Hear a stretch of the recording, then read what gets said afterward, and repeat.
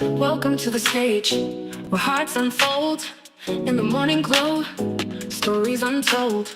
Let's play with words, a masterpiece of art where dialogues bloom, igniting in every heart. Let's dive into the ocean of thoughts where waves of healing gently sold. Let's paint with words, a masterpiece of art where dialogues bloom, igniting every heart. Let's dive into the ocean of thoughts where waves of healing gently sought. Together we'll mend, stitch by stitch in the morning glow. Let's make the switch. A symphony of voices, harmonizing the air, echoing truth, banishing despair. Let's sow seeds of unity, watch them grow in this garden of hope under the morning glow. Let's bridge the gaps, erase the line in the tapestry of hearts that love shine. With every word, a step we take towards a brighter dawn for all our sake. Welcome to the morning glow, where dreams take flight in this realm of possibilities. Let's unite, together we stand, hand in hand, healing the nation across the land.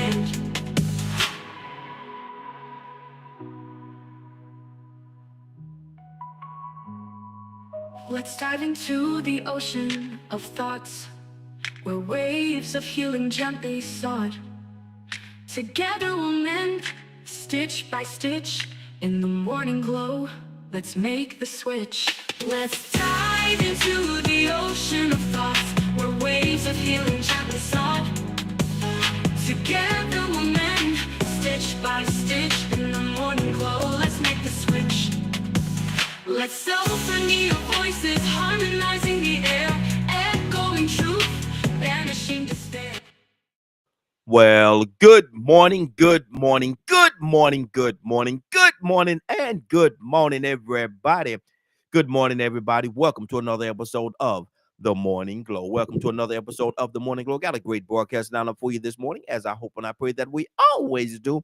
I'm not important, just a question asker. My name is Raheem Ajme out of Atlanta, Georgia. I'm solo right now, but the whole crew and the family will be here in just a minute or two. But right now, I just want to talk to you for just a few minutes. And today is Friday. Thank God it's Friday. Boy, if I could sing, I wouldn't be here talking to y'all right now. But I'm gonna tell you, I do the best I can, and I try every chance I get to break a note. I try to break a note, try to break a note back, but it don't usually work out. It sounds good to me and my mama.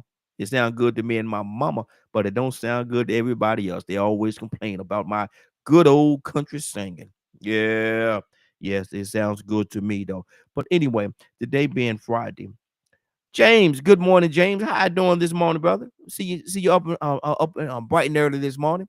Good to have you. And let me do this. I'm gonna shout out a few people on our big old Bay. Somebody named Bay, David. I know well, Dave. They might not like being called David. Amari. We got quite a few people. I can't get to all of y'all. I do apologize. Um, Corey. We got Corey. I'm just going through here. What's that? Edgy. I guess it's Edgy. Joe. So they say he say he liked the name so much he named himself three times. Joe. And I heard of JoJo, but I never heard of Joe. But hey, good morning to you, Joe. Good morning to you. Bell, we got quite a few people that's here, man. And like I said, I'm not gonna be able to get to each and every one of you, but I definitely appreciate all y'all being here and that you all take the time out of your busy schedule. You could be doing anything, man, and that you take the time to watch the morning glow. Definitely appreciate it. Like, subscribe, and share. Please do that for me. Please do that for me if you don't mind. Um, I'm gonna ask people when they come in. Um, I want to ask them a simple question this morning, and I just want to see how it's going to come across. Um, Miss Juicy 2X. It's Juicy 2X, not just 1X and not 3X, but 2X. Miss Juicy 2X. Good morning to you. Divine, good morning. USA, good morning to you as well. Got like I said, we got quite a few people here, man. I'm not gonna be able to call all of you out, man. I wish I could. I wish I could, but oh, there we go. We got our first caller. Let me see who this might be. This is the wise man. This is the wise man. Y'all listen to him a little while, and y'all don't understand why. Now he ain't gonna give you a whole lot of energy when you first introduce him. You're not gonna get a whole lot of energy, But I'm gonna tell you, you will get the wisdom, though. You will get the wisdom. Mr. Donald Toussaint. Good morning, sir. How you doing this morning? See, see, you ain't gonna get a whole lot. You see, you ain't gonna get a whole lot. Now you ain't gonna get a whole lot. You gonna get good morning. Mhm. And I see Badger just asked for the code. Let me send that to Badger real quickly this morning. Get that to him. But Tucson, I got a question for you. And I'm gonna ask you this question from the sincerest part of my heart. Okay. All right. Tucson, how you doing?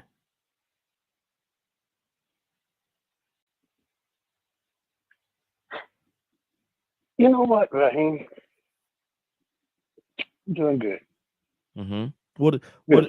what is I doing mean, what does I'm doing not. good mean? What does doing good mean? Well, it's a mindset. Mm-hmm. It's a mindset. I can talk myself into a bad day. All I got to do is say, this day suck, Mm-hmm. Mm-hmm. and there you go. Yeah. Yeah. And you could do that. I can speak disaster in my life Mm-hmm. if I want to. Yeah. And you could do that early in the morning. Oh, you start off in the morning, Mm-hmm. especially on Mondays. I can call my Monday blue, Mm. and there I go, Wow. struggling through the rest of the week. Mm-hmm. Mm-hmm. If I want to, Yeah. Yeah. I can think about all my problems, and then not only that, I'll pick up some of my children's problems, my family problems, this world's problems. I can think about government problems, all of that. Mm-hmm. I can think about work problems. If I want to, Excuse me. Yeah. it's my choice. Mm-hmm. Mm-hmm. Yeah, I can I can waddle in misery if I want to. If I want to. Yeah. Yeah. It's your choice. No, and Raheem, I'm not saying that I don't have no problems. Mm-hmm. I'm just not dwelling on them. Mm-hmm.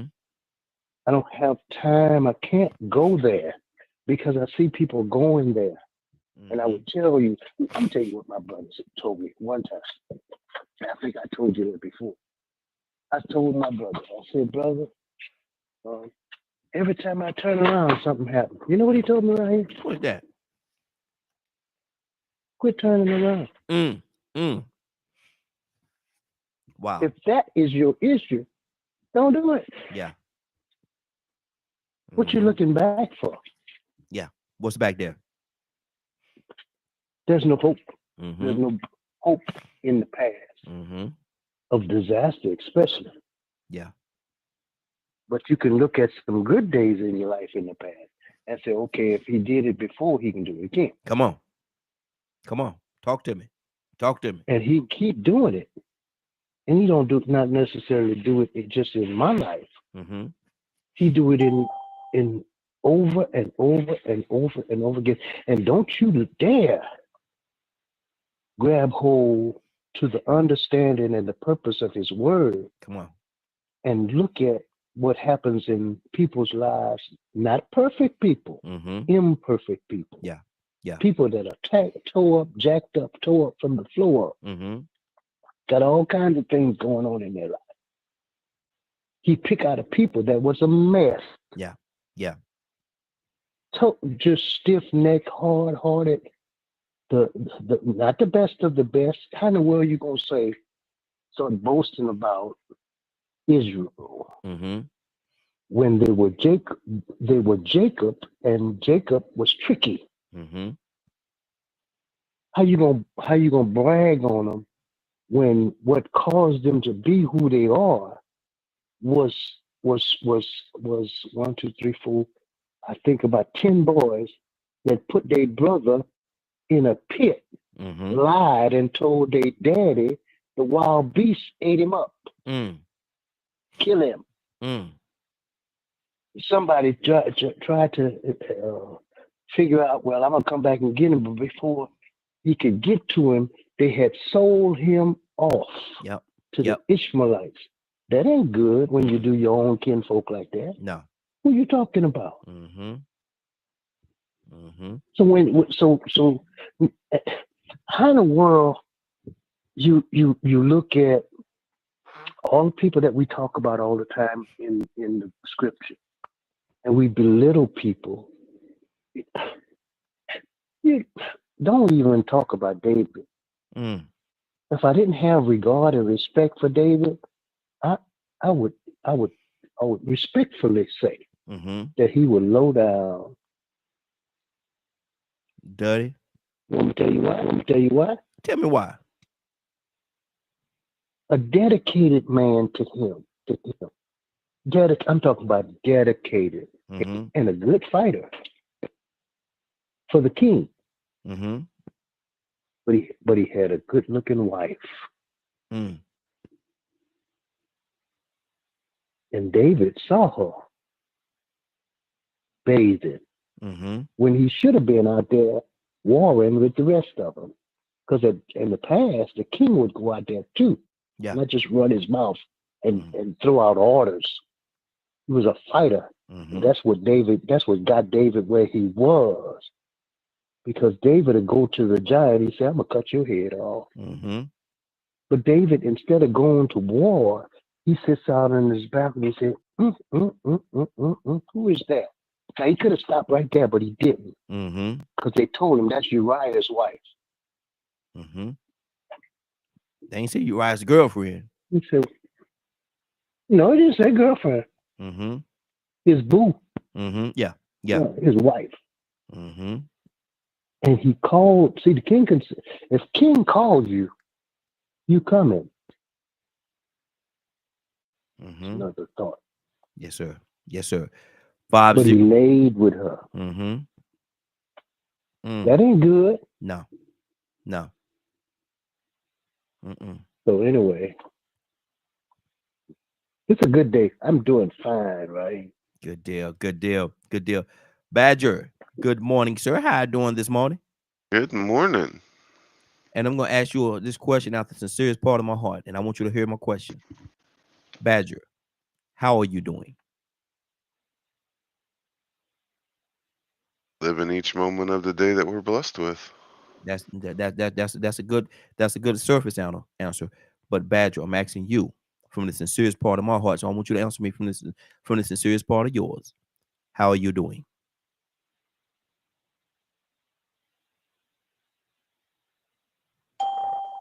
You're gonna have to give me a minute for that one.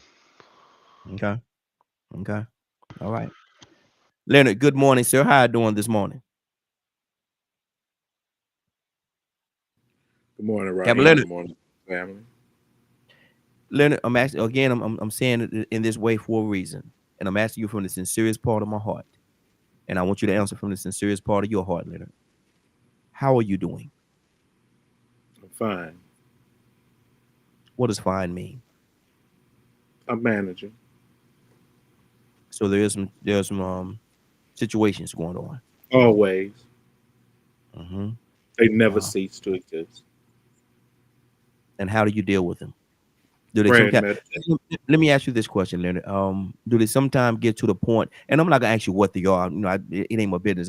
That's not where I'm going. Let's But start with money.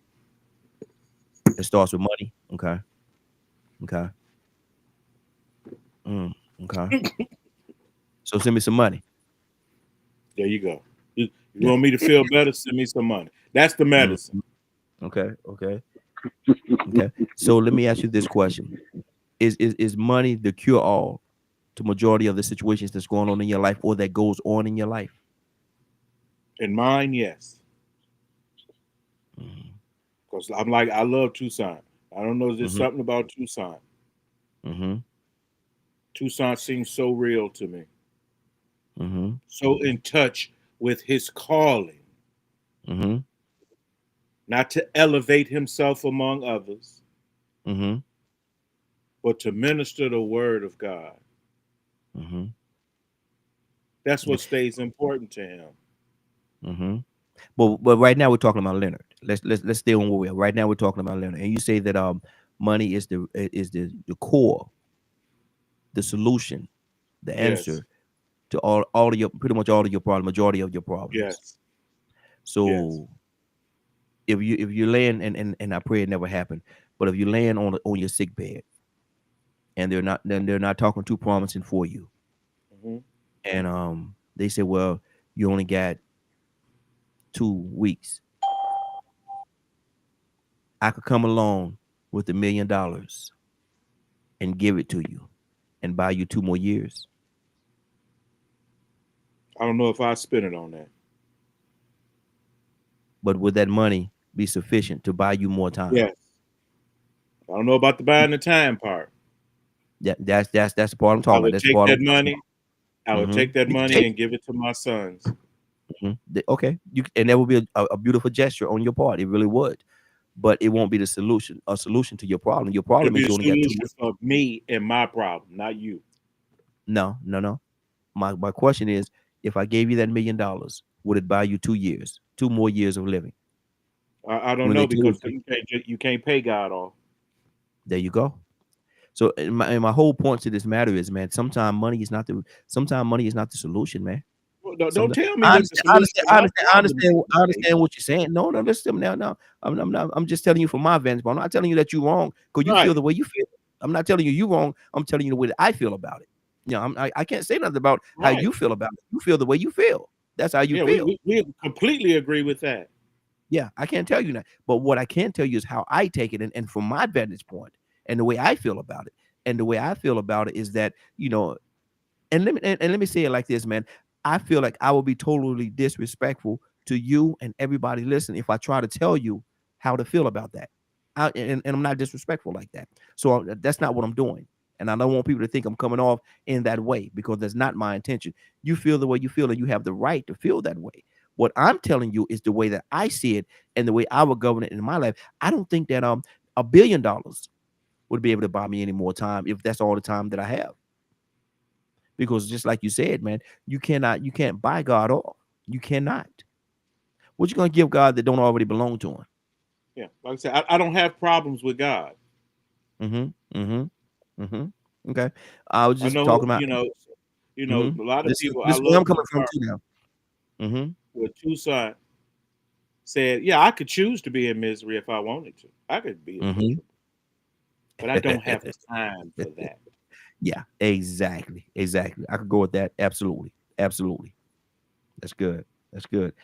508-924-3521. 508-924-3521. Rico, good morning, sir. How you doing this morning? Man, I'm elated and grateful to see another day of life. How you doing, man? Hey, hyena happy, elephant elated, and porcupine proud to be here among the number of the living. Ain't that what they say? The number of the living, or some fancy little term they say. But Rico, I'm gonna ask you this from the sincerest part of my heart, brother, and I want you to answer from the sincerest part of your heart as well. Because Sandra coming to you next. Rico, how you doing? How you doing, brother? I just said it. Mm-hmm. I feel great. I'm grateful. Mm-hmm. You know, in spite of what things is going on, I'm able to sit on this phone and talk with you and tell you that I feel good.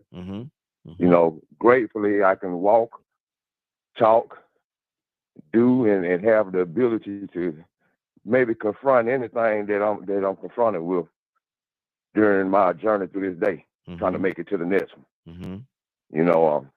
That's the part that we all have to play. The Creator got it. The Creator watches over us 24/7.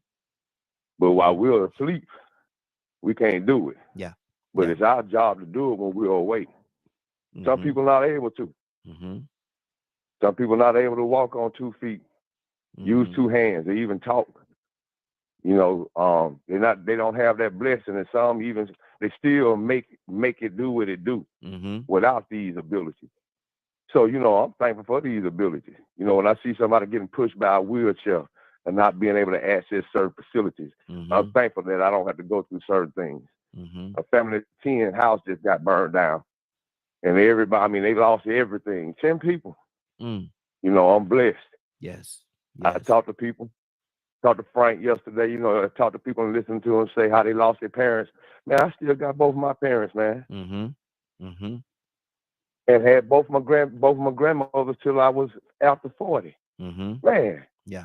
That's something I can't complain about. Yeah. So many people going through worse than I'm going through. So yeah, man, I'm grateful, man. I'm able to handle whatever I deal with with a healthy mental and physical mindset. That's good. That's good. And a bit with my physical abilities, all my mental abilities, they leave me in a situation where I can function and, like I said, try my best to make it to the next day. To do my part to make it to the next day, if he allows me. Exactly. That's good. That's good. Cassandra Alexander Green. Good morning, young lady. How you doing this morning? Good morning. Cassandra, you got so much energy in the morning. Good morning. You sound so innocent. Look, you just sound so innocent, Cassandra. Oh, you're innocent, Cassandra. I just want to ask, are you innocent? Absolutely not. Okay. Cassandra, man, I'm not even gonna touch that. I'm gonna leave that alone. But listen, I'm gonna ask you this question, and I'm asking from the sincerest part of my heart. So please answer from the sincerest part of your heart as well. Cassandra, how are you doing? Great. Wonderful. I'm gonna use Rico's. Just happy to see another day. Yes. That's good. But but does that mean that you don't have any trials and tribulations in your life? Absolutely not. I'm laying here in so much pain. I feel like crying. Wow. Absolutely not. But I'm grateful. Yes. That's good. Totally grateful. That's good. That's all I got to say. Good deal. Go ahead. I believe you got something else. I believe you got a little bit something else on your heart real quick. Go ahead. Put it out there. No. I don't. Well, I'm not a pretender. That's the first thing. But I'm grateful. I'm thankful. Yes. I opened my eyes, and even though I woke up with pain, I was just glad to open my eyes. Yes. And took that first breath. And I'll deal with whatever the day brings. That's why, my thing to God every morning is, listen, you woke me up, I'm with you. Whatever happened today, it's on you. Yeah. Because I'm with you.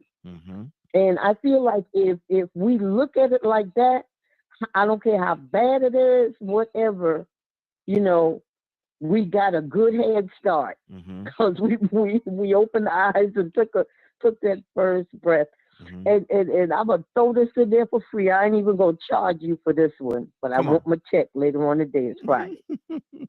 So listen, yesterday I was with, Say Their Name. Okay.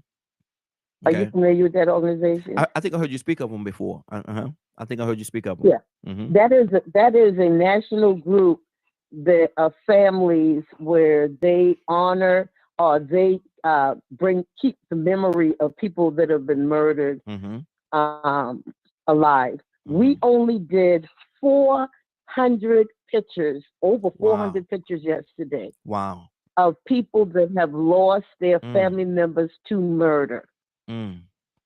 Wow. I'm talking young babies all the way up, but guess what? Most of them were young people. Young people. Yeah. So for us to complain about anything, that was like a reality check. When I saw my nephew's name and his picture, I bust out crying. Wow. I really have cried about my nephew. But then it made me want to fight even harder against gun violence. Come on, man. I'm grateful. I'm going to leave that right there. I'm just grateful. Amen. I'm just so grateful. Cassandra, every morning, regardless of, the pain level or what you're going through the night before, every morning that you wake up, do you count that as a victory? Absolutely. Absolutely. And I'm going to tell you what, it's some nights when I go to sleep, I said, if I don't wake up, I'm good. Because lots of things that are around us, because of pain. I mean, I'm transparent. It's days or nights that I say, God, okay, now, I don't wake up in the morning, I ain't mad at you now. Yeah. Because I'm that real about it. Wow.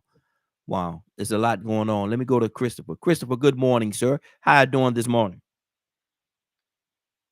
I am excellent, Ryan. How are you? Hey, doing well, doing well. And I'm asking you this question, man, again, from the sincerest part of my heart, and I want you to answer from the sincerest part of your heart as well. But Christopher, brother, how are you doing? I am thankful. You know what this reminds me of, Ryan? What's that? I'm going to say this to you. Mm-hmm. Almost 30 years ago, I was in Atlanta Mm-hmm. at a friend's church, Okay. and I met this man for the first time. And at that time in his life, he was going through. I didn't know what he was going through, Mm-hmm. but I walked up to him, and I asked him, "How you doing?" Mm-hmm. He said, "Brother, I am doing very bad." Mm. He said, "You can't even begin to imagine how bad things are in my life." Mm-hmm. I never forget that. Yeah. Yeah. Mm-hmm. First time I met him, and do you know that from that day, we became so close? Mm-hmm. Because I can't really tell you how I'm doing.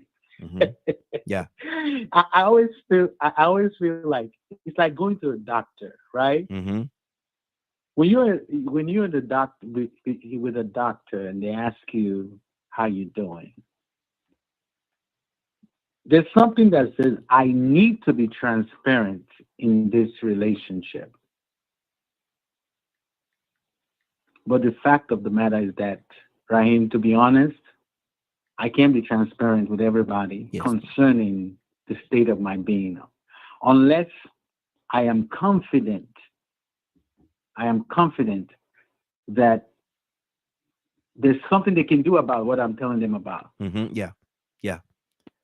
You know what I'm saying? It's like if somebody on the street, I can go to the street and tell somebody I got some disease because they don't know what to do with it. Yeah. You know? Mm-hmm. But I can stand before a doctor. If a doctor tells me to strip right now, right? I go to the doctor. I don't care whether she's a female. I don't care. If I got something that's really hurting, and the doctor said to me, "Take off your clothes." Mm-hmm.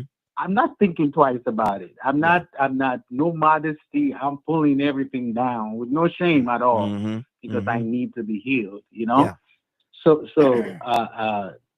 there's a level where our relationships get to that you really become transparent. Mm-hmm. You know, I used to have people that could ask questions. Like, we all need those people that they can ask those questions. Are you faithful to your wife? Mm-hmm. You know, are you cheating on your wife? Crazy questions like that. Yeah. You know, but not everybody can walk up to you and ask you those kind of questions. Exactly. You know, and you answer them. You know. So thank you for asking, but I thank God. You know. Mm-hmm. Mm-hmm. We all, Christopher, have trials and tribulations, and the purpose of me going around asking everybody that question, the purpose of me doing that, because I want people to know that regardless of what you see or how it might sound or how we may come across, we all got issues, man. We all got issues in our lives, man. We all are battling. We all are battling with something. Whether we want to voice them, whether we want to put it out there and let people know, or we want to in secret fight them situations in secret. It doesn't matter. It doesn't mean that the situations are not there. We all are going through something. Sometimes it becomes very almost unbearable. You heard Cassandra say sometimes when she go to bed, she tell God that if I don't wake up in the morning, it's okay. If I don't wake up in the morning, it's okay. But God loves us so much. He said, you are going to wake up in the morning. I'm going to wake you up in the morning. And you're going to get up out that bed. Okay, how much pain you're in. Not that he don't care, but it doesn't matter how much pain you're in. We got work to do.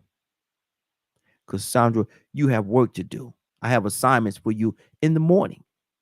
As a matter of fact, you're not even going to sleep all night because I'm going to have somebody call you at 2:30 in the morning and wake you up out of that sleep that you didn't want to get right now. And you're going to go to work. You're going to put on your hat and your coat, your hard hat, and you're going to work. You going to work at 2:30 in the morning. Maybe you probably just got to sleep about 1 o'clock, if that. But that when that phone rang, because of past experience with Cassandra that she might want to talk about or she might not, it's totally up to her. But because of past experience, when that phone rang at that hour, she's going to wake up and answer that phone. And she's going to forget all about whatever pain she's in. She's going to forget about it because she's going to be on the clock. Badger, ready to come to you, but Cassandra, speak Thank to you. me. Yes, sir. Thank you, Raheem, for asking. Thank you. Yes, Thank sir. you so much. Praise God God. bless. Hey, to God be the glory, brother. Yes, sir. Yes, sir. Cassandra, talk to me. Yeah, with the ministry that God has given me, people do call me all times of night. Yes. I Yes. don't have what do you say? I'm never off the clock. Mm-hmm. I'm never off the clock, and I don't understand ministers that say, don't call me. I don't care what's happening in the middle of the night. You better not call me because I'm definitely not going to answer. I don't get that because I deal with people in the sex industry that may be in trauma. Maybe she's trying to leave the industry or he. Then they call me and I start doing whatever I need to do for my part to try to help them. I have people that are suicidal that call me. I have to pick up that phone because me missing that call could mean what? Somebody's life. Exactly. So Exactly. yeah, people can call me, and this is a known anybody. If you in trouble and you need help, my lines are always open. So we're a 24/7 service over here. We serve God 24/7. Exactly. Exactly. Badger, coming back to you. I believe you collected your thoughts. So, Badger, how are you doing? I was really thinking about it, and I believe earlier I said living.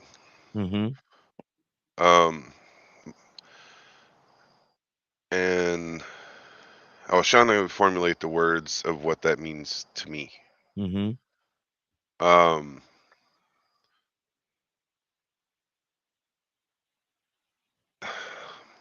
Living is acknowledging all the things in life. You know, the pains, the test, the situations, and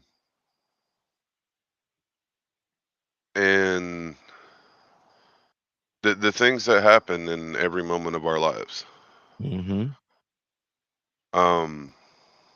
I practice being thankful for it all. So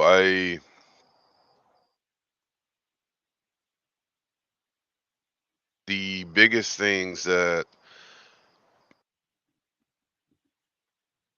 I get hung up on is interacting with other human beings. Because of contradictions and pride and ego and all those kinds of things.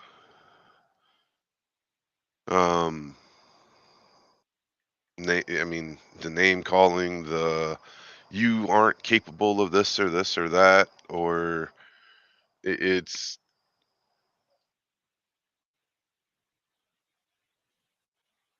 looking at society is, if I could avoid it, I would. But I know if I tried to avoid it, I'd get in trouble with Yahweh.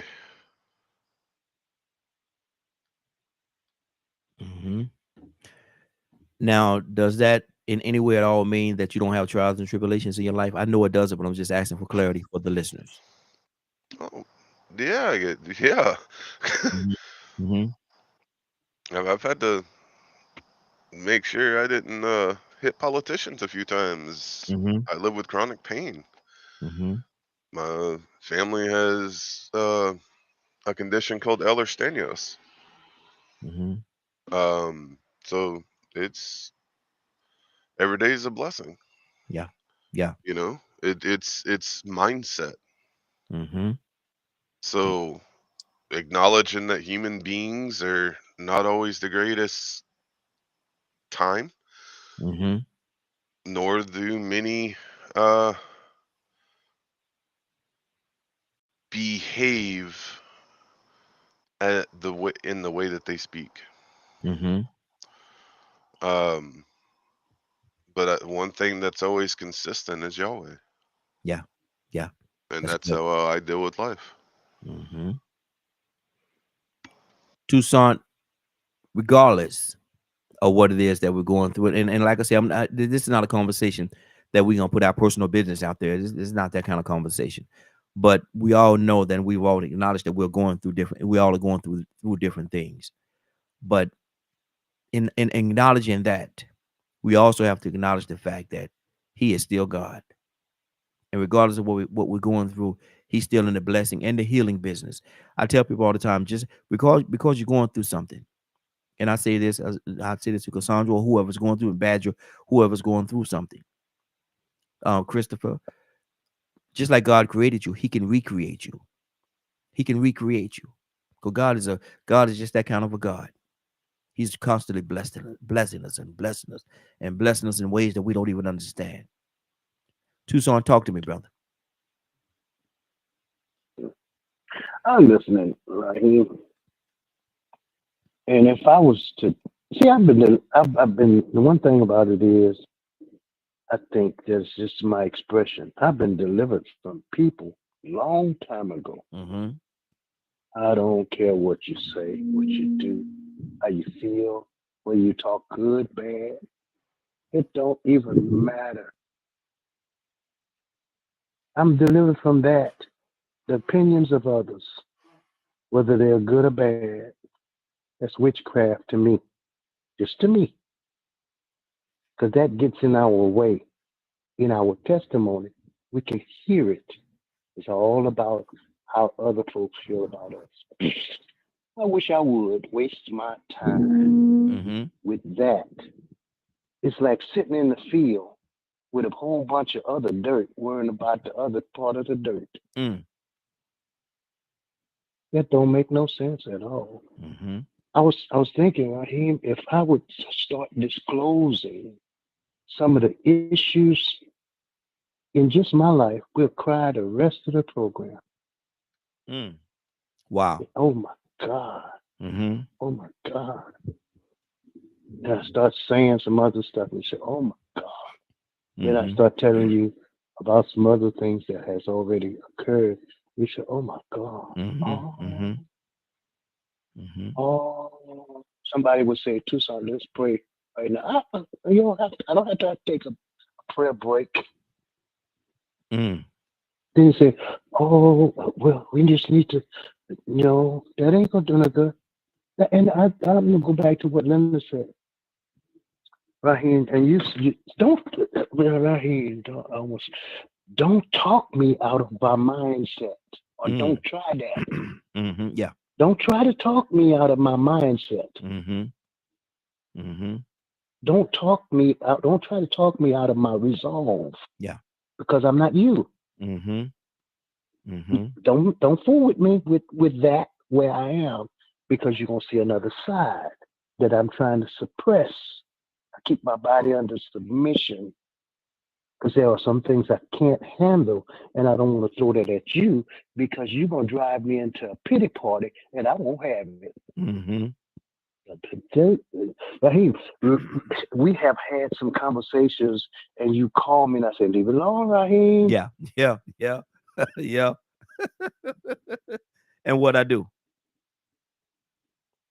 Okay, brother. Okay. I'm just telling you. Yeah. Well, brother, you my brother, and I just, Raheem. Don't you leave it alone? Yeah. Because I'm in a place. I'm hidden under the shadows of His wings, and I'm not coming out. Yeah. Wow. I refuse to, because if I come out, Raheem, I won't be able to handle it, and I'll be like a lot of other people that I refuse to be in that place. So going back to what Leonard said, okay, maybe I got 30 seconds to live. Give me them $2 million. It ain't about me. I'm good. Don't worry about that. Yeah. Don't worry about that. I'm not trying to resolve my problems. but I don't want my problems to overflow into those that are behind me, that's possible, that I'm responsible for. I can handle some of them issues. Money answers all things. Might not I'm not trying to live forever. That's not my issue. The worm's gonna eat my body. I can dress up in a brand new suit and put all my jewelry on. Yeah. And it's gonna decay. It's gonna rust. Yeah. Yeah. Moth gonna eat up all that brand new fur. You know, you can't. I don't think I heard that. I heard that you can't be buried in a borrowed suit. Lord have mercy, right? If I'm going, so if I tell you the answer to how I'm doing, could you handle it without thinking different? Because you think I'm smart. I'm just saying. Ain't too bright. Wow. I've been an idiot, Cassandra. Dummy. Foolish. I've experienced some pride that got me into a fall. Because that's where pride ends up. So if I tell you I'm doing good, leave me. Don't try to change my answer. Remember the man that was blind from birth? He said, a man called Jesus, anointed my eyes, told me to go wash. I went washed. I come back seeing. Wait a minute. Hold up. Wait a minute. Let me ask you that again. I told you. A man came, Jesus, anointed my eyes, told me to go wash. I went wash. I come back seeing. Well, is he a sinner? Look, no, don't try to change my answer now. I'm going to tell you again. Yeah, same answer. I'm going to tell you the same thing. Yeah. You can ask my mama if you want to. Go ask my daddy too. But when you come back to me again, I'm going to tell you the same thing. Same answer. A man named Jesus anointed my eyes, told me to go wash. I went and washed, and I come back seeing. If I tell you that again, are you going to be his disciple? That's good. That's good. 508-924-3521. 508-924-3521. Frank Logan, good morning, sir. How you doing this morning?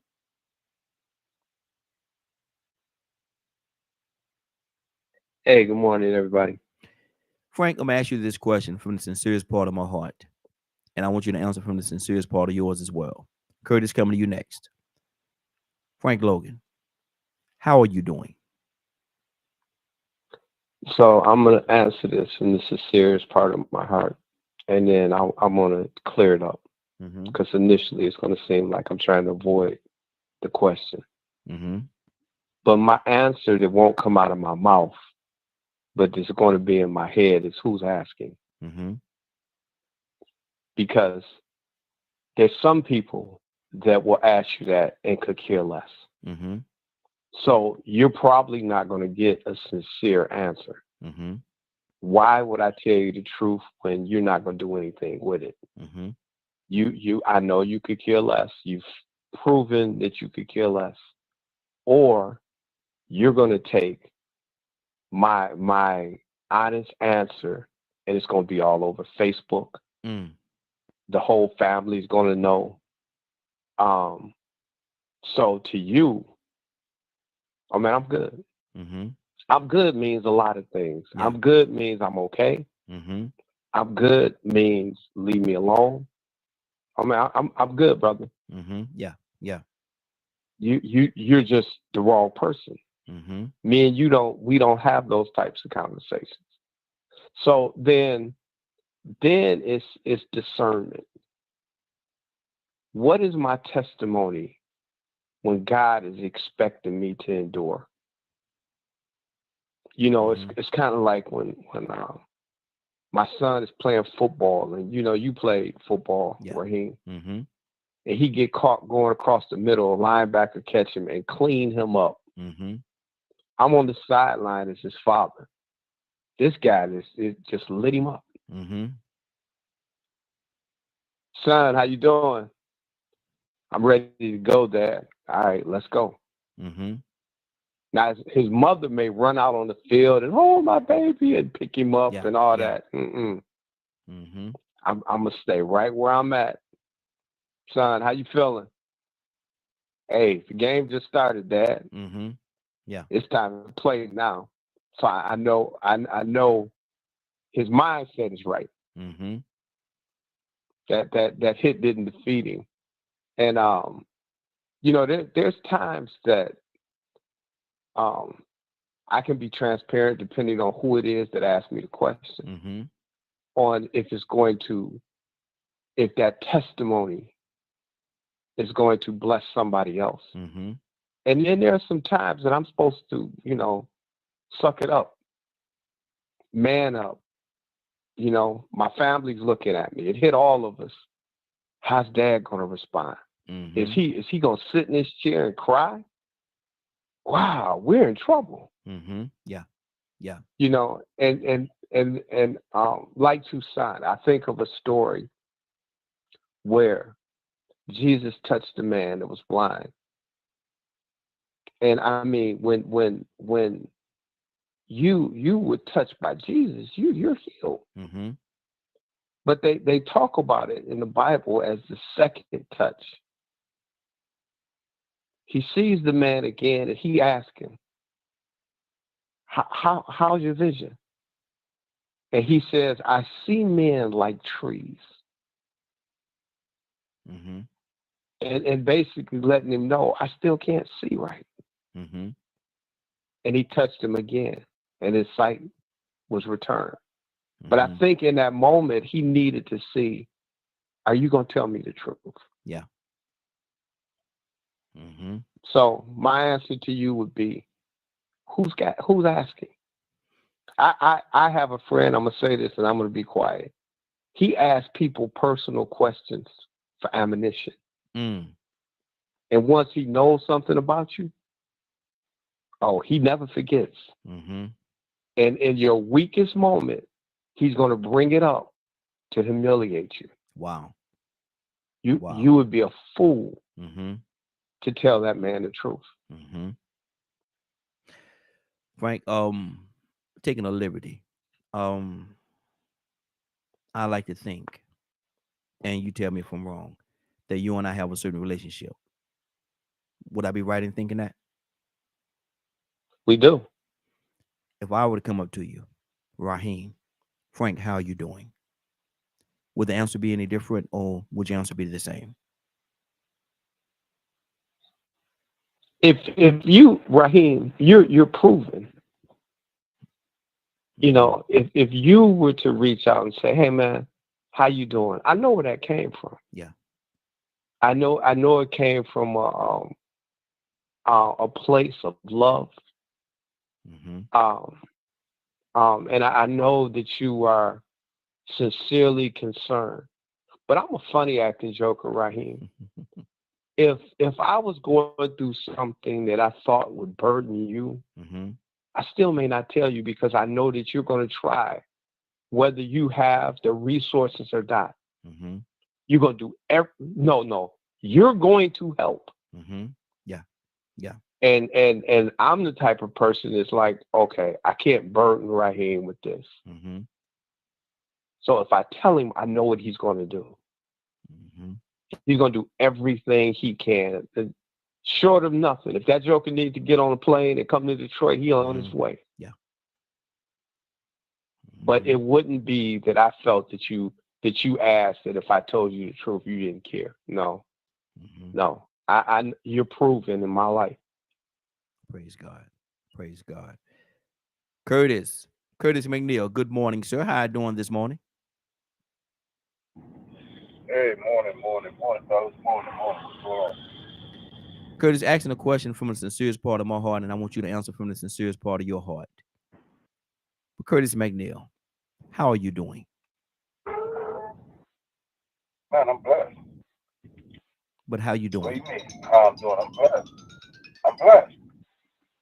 That's one word answer. Regardless of what's going on in my life, good, bad, or indifferent, I'm always blessed, bro. I'm always blessed, man. They still trying to figure out, bro. Let me look, man. Hey, I'm dropping my wife off here at work. We had to drop a car off yesterday. Tell her I say hello. Listen, man. Is she good? Hi. Good morning, young lady. How you doing this morning? I'm doing well. I'm blessed. There you go. There you go. Go ahead, Curtis. You know, Raheem, we have never had, at least I haven't.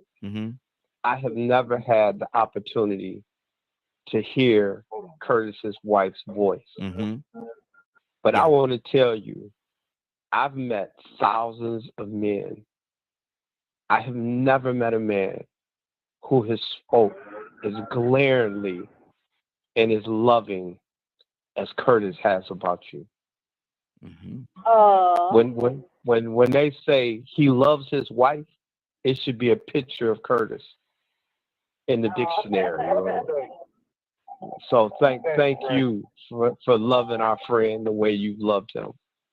And that man, he loves you.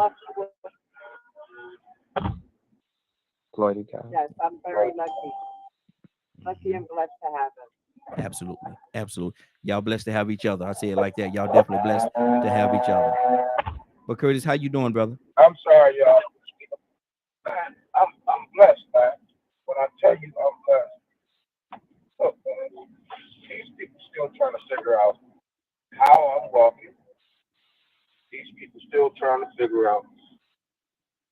You know, when I was in the hospital, I called y'all, right? You know, I had what they call it the dead man's disease, because they had to take my whole right adrenal gland. Right, they had to take it out of my body. I only got one adrenal gland on the left side. Right. These folks still trying to figure out how it is I'm walking, why I'm not paralyzed from my neck down, all kinds of things, man. You know what I mean? Like, I remember they told me I was going to be in a wheelchair before I turned 50 years old. Now, that's what God got laid out for me. That's okay. But He allowed for me to see 53. So, bro, I'm blessed. Even in my worst hour and my worst times, bro, I always feel like, you know what? If this is what God got for me, this is what God got for me. And whatever the situation is, because I'm a believer, I know that I'm going to be all right. You know, anybody that know me, they'll tell you, like, hey, Kurt, don't too much worry about much. If I'm worrying about something, it's because most of the time, if I'm worrying about something, Raheem, it's because I'm not the one directly affected by what I'm worried about. I'm worried about something because of the fact that what is going on is going to affect people that I don't even know. People that I've never met. You know what I mean? Like, and you done heard me on the phone talking to you off air. Yeah. Like, Raheem, I can't believe this is happening. And I speak so passionately about it because I know just how crucial this could be to somebody's life, man, or I know how this is going to affect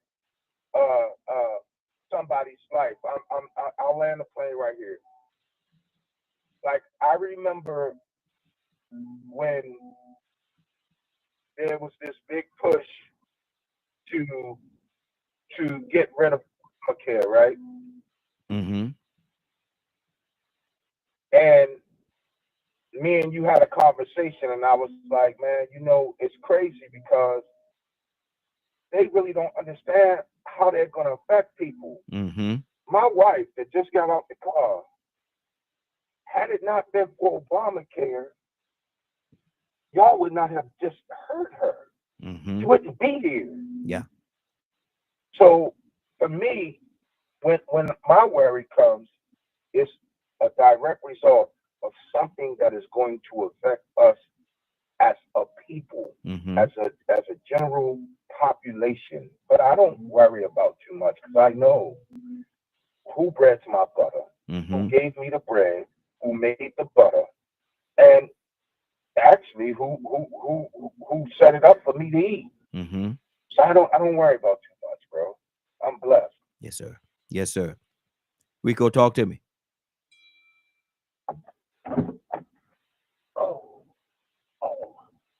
Rico, you there? I said earlier, man. Yeah, I'm here. I'm glad I made it this far, man. Mm-hmm. I'm glad I made it this far. You know, yesterday you asked a question about grace. And I'm like, man, you know what, man? I've shown a lot of grace. Because a lot of times when people ask me how I'm doing, first off, I'm going to tell them the truth because I wear my heart on my sleeve. Mm-hmm. And I carry my word to the grave. Mm-hmm. And even if you have bad intentions, the truth you're going to get is no matter what's going on with me, I'm happy to be here. Yeah. Yeah. Mm-hmm. Now, the reason why I might not open up, you know, I made a post the other day, man, because I actually told my a part of my story. There's a lot of parts of my life story that I don't tell nobody because I learned at a very young age that people really don't care. Some of the people that's supposed to care don't care.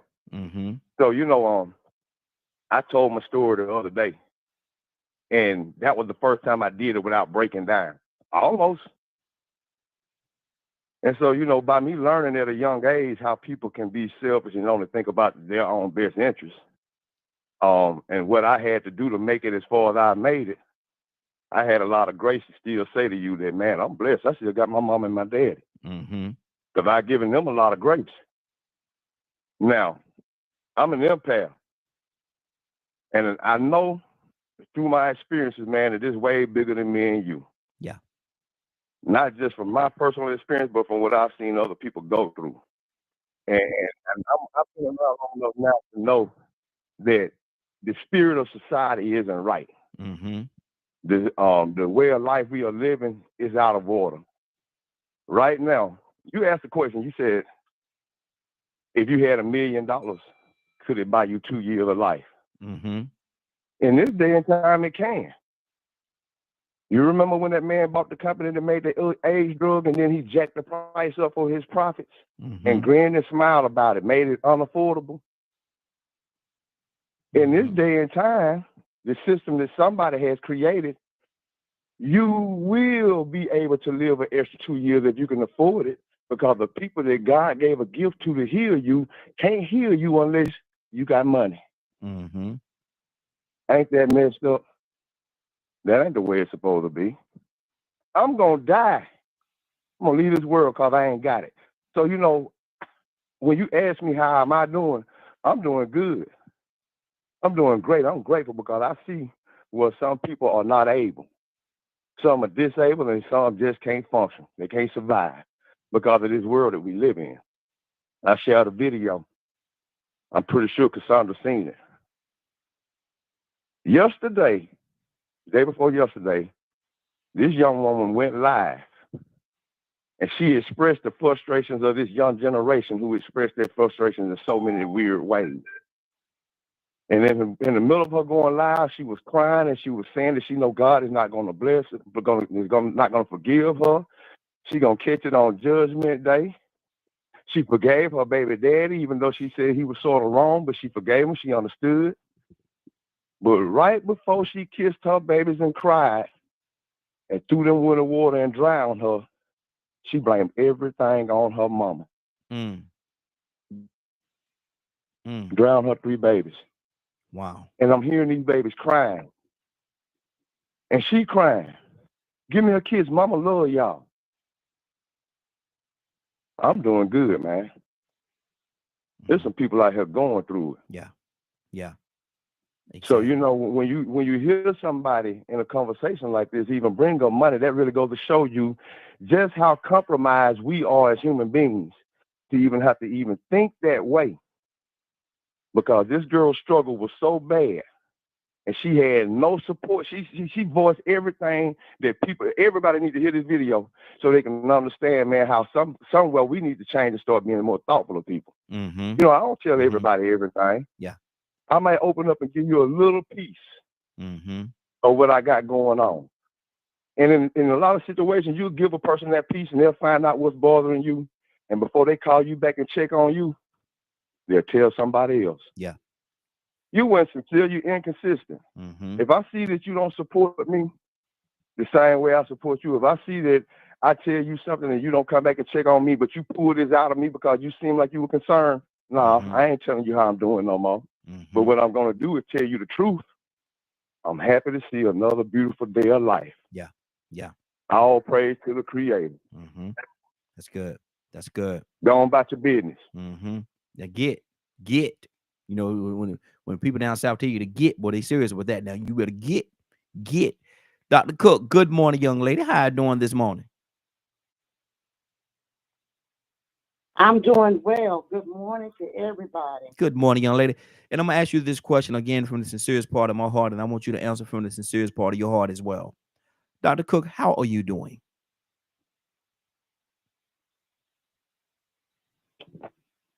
I will say I am doing marvelous. Mm-hmm.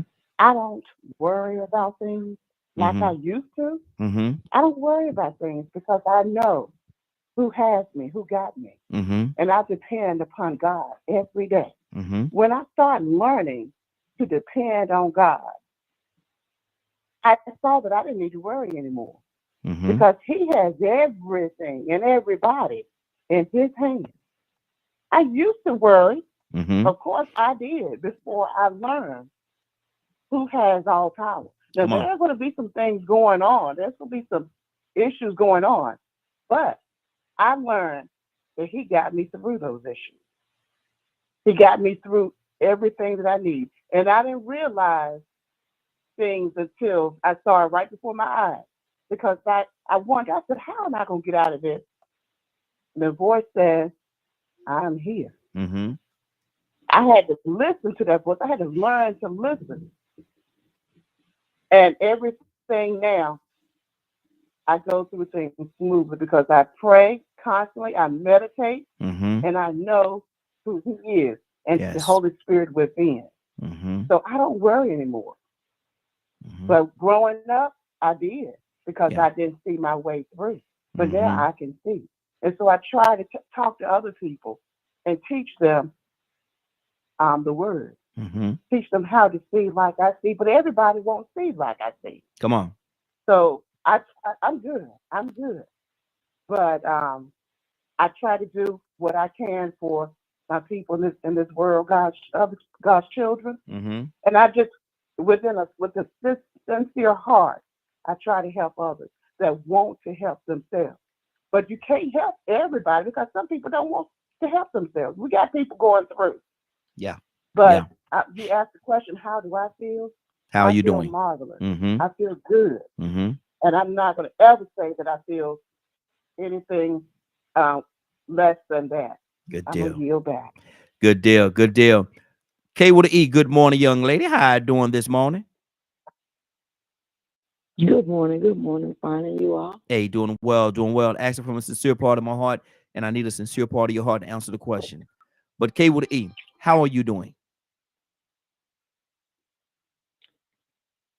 Blessed as can be. I'm fine. I'm so thankful just to know God. I'm so thankful. I'm like Dr. Cook. I'm thankful. I'm very thankful. And I thank God. I thank Him. I ain't always been okay. I ain't always been able to say that. But this September the 26th, 2025, I can say K. Francis Murray is okay. And that's because of my walk with God. Come on. And that's it. And you know, Rico sent that clipping to me. I couldn't look at it and listen to that. But yeah, her system failed her. Everybody around her failed her. And if more than anything, and when he said her mother failed her the most. It failed her. And it failed a lot of our young people. I deal with a lot of young people. I deal with a lot of mothers, fathers. I just talked to a guy that moved his son to Arizona, raised him, clothed him, fed him, The young man graduated from high school, moved out of his dad's house. Now he's going to college. Called his dad and told his dad he never did nothing for him. Never. That young man was on the phone crying. I said, don't cry. I said, because at the end of the day, you raised him. Your signature is on everything. He's going to call you. He's going to need you. He's in college now. Can't nobody sign no paperwork and do nothing with him but you, because you raised him. Good deal. Good deal. But So you're doing fine. You know, how are you doing? Reach out. I'm good. I'm awesome. I thank God for every trial that come my way, because I ain't in it by myself. He carries me through it. So I thank him. Good deal. I thank him. I'll be ready for another trial. Throw it at me, devil, because my daddy is tough. There you go. There you go. Good deal. Captain Leonard, talk to me.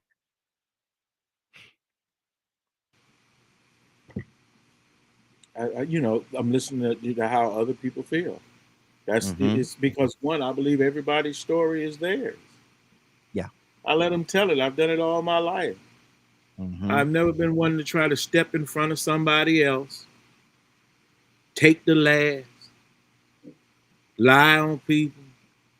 I don't even feel good doing that type of thing. I've been on a whole different page my whole life. And it ain't never been about misery and complaint. I don't care what's going on. I am so glad I can just lay my burdens down. Come on. Because what's life ain't life if that's all you doing every day. It's just not. It's just not. When it's your time, it's your time. What you do with your time is your business. If you spent this time being nasty to folk, doing folk wrong, stealing, killing, destroying whatever you can, I understand why some of you feel the way you feel. Because that's what that breeds. You created the bed. Yes, you created the bed. Some of y'all ain't nobody dig no hole for y'all. You dug it yourself. God gives us this time to choose to do whatever we want to do. Whatever you want, you can choose to do. But don't blame what you chose on somebody else. Don't leave this world thinking somebody else did you wrong. Because Jesus has done me right. Come on.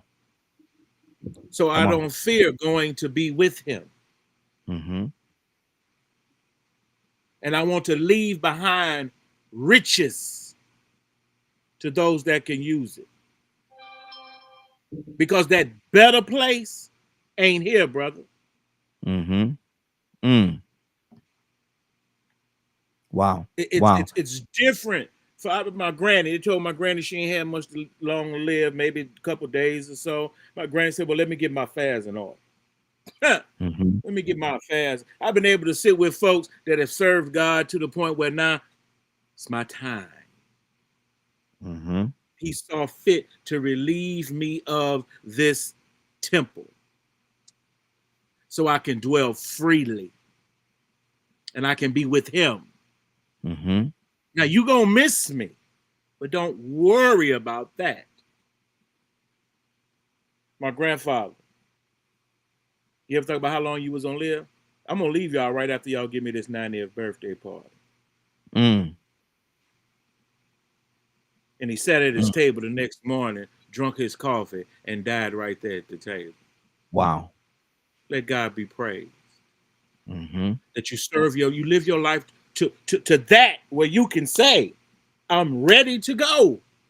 What else you gonna do? What else you gonna do with them 2 years, Raheem? What you gonna do? You gonna serve God fully and do everything you say? I would hope. I hope I do it before. See, that's what I'm saying. I can't leave it up to that. Yeah, I know. That's what I'm saying. I can't leave it to that. I'm done. We all talk about what we gonna do, when we gonna do it, and then you get that, I'm gonna call you home today. Are you But you know ready? what, Lynn, I'm gonna tell you something about that, Leonard. And if my daughters are listening, I'm sure one of them are listening right now. They get upset when I say that, and I say it all the time, man. If God called me home right now, I say that to them many times. If God called me home right now, man, I'm not gonna try to fight it, man. I'm ready to go because I've lived, man. Like I say, I don't have what people say millions of dollars and all of these different things, man. But what I do have is the things that's important. I have love in my life, man, and I've loved everybody the best that I could. I've loved everybody the And best that's that what I. it's about. To me, that's what it's about. That is what it is. It is all about because it ain't really died. No. It ain't really dying. You just And see, leaving here. yeah, exactly. And see, my And thing that's is, what man. we call it. But then let me tell you something. My thing is, man, when somebody called me for something, man, it really hurts my heart when I can't do it, man. When I'm not able to do it, whatever, it hurts my heart, man. But give Because it to Jesus. we supposed yeah, absolutely. But my thing is this: we supposed to be there for each other, man. Somebody called me to say, "What I need this," or can you? If I can, yes, I'm on my way. And if you Like can't, Frank said, man, and ain't nothing special about me. I'm just Raheem. Ain't nothing special about me. But my thing is, like Frank said, man, if I needed to be on a plane coming to Detroit, I'm on my way. I'm on my way, bro. Here I come. yeah, Here I come. you better Yeah. have. And you know what? Guess what? You got to have some money to get that ticket.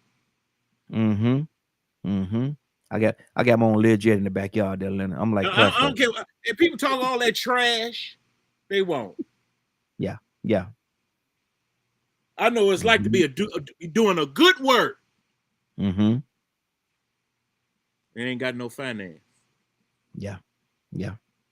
How many more people would you be able to feed if you had all the money that you needed? You really want to help somebody across sea, but you ain't got enough money to get the ticket to get over there. Exactly. You see the power of God working. And when a man, I'm telling you how the power of God works with me.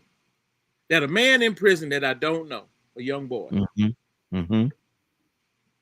sends a distress message out to somebody else. For somebody else to say, I need you to do something for me. What is that? And I go to the prison, to this boy's cell with the sheriff of the jail. Now, what is it you said was the problem here? That's God, man. That ain't me. Yeah. Exactly. That's God. So that's why I don't have a problem separating who I am from who God is. That's why I can enjoy his promises.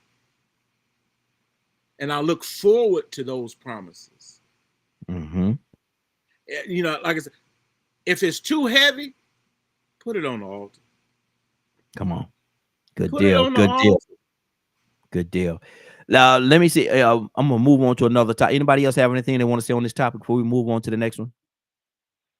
Badger, you've been quiet for a minute. What's on your heart, brother? I was just thinking about a lot of things. I mean, the person that knows me the best on here is Leonard.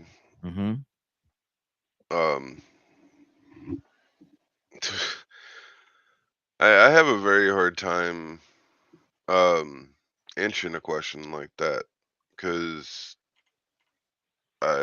it's some words are really, really difficult for me to find, especially when I give a simple answer and there's a lot of depth to it. But to me, it's just a simple answer. And to kind of go back on what I said earlier, it's not that I get truly bothered by what someone says to me. A lot of times it's if they're saying it to me, they're saying it to kids and other people. And I've seen the damage it does. And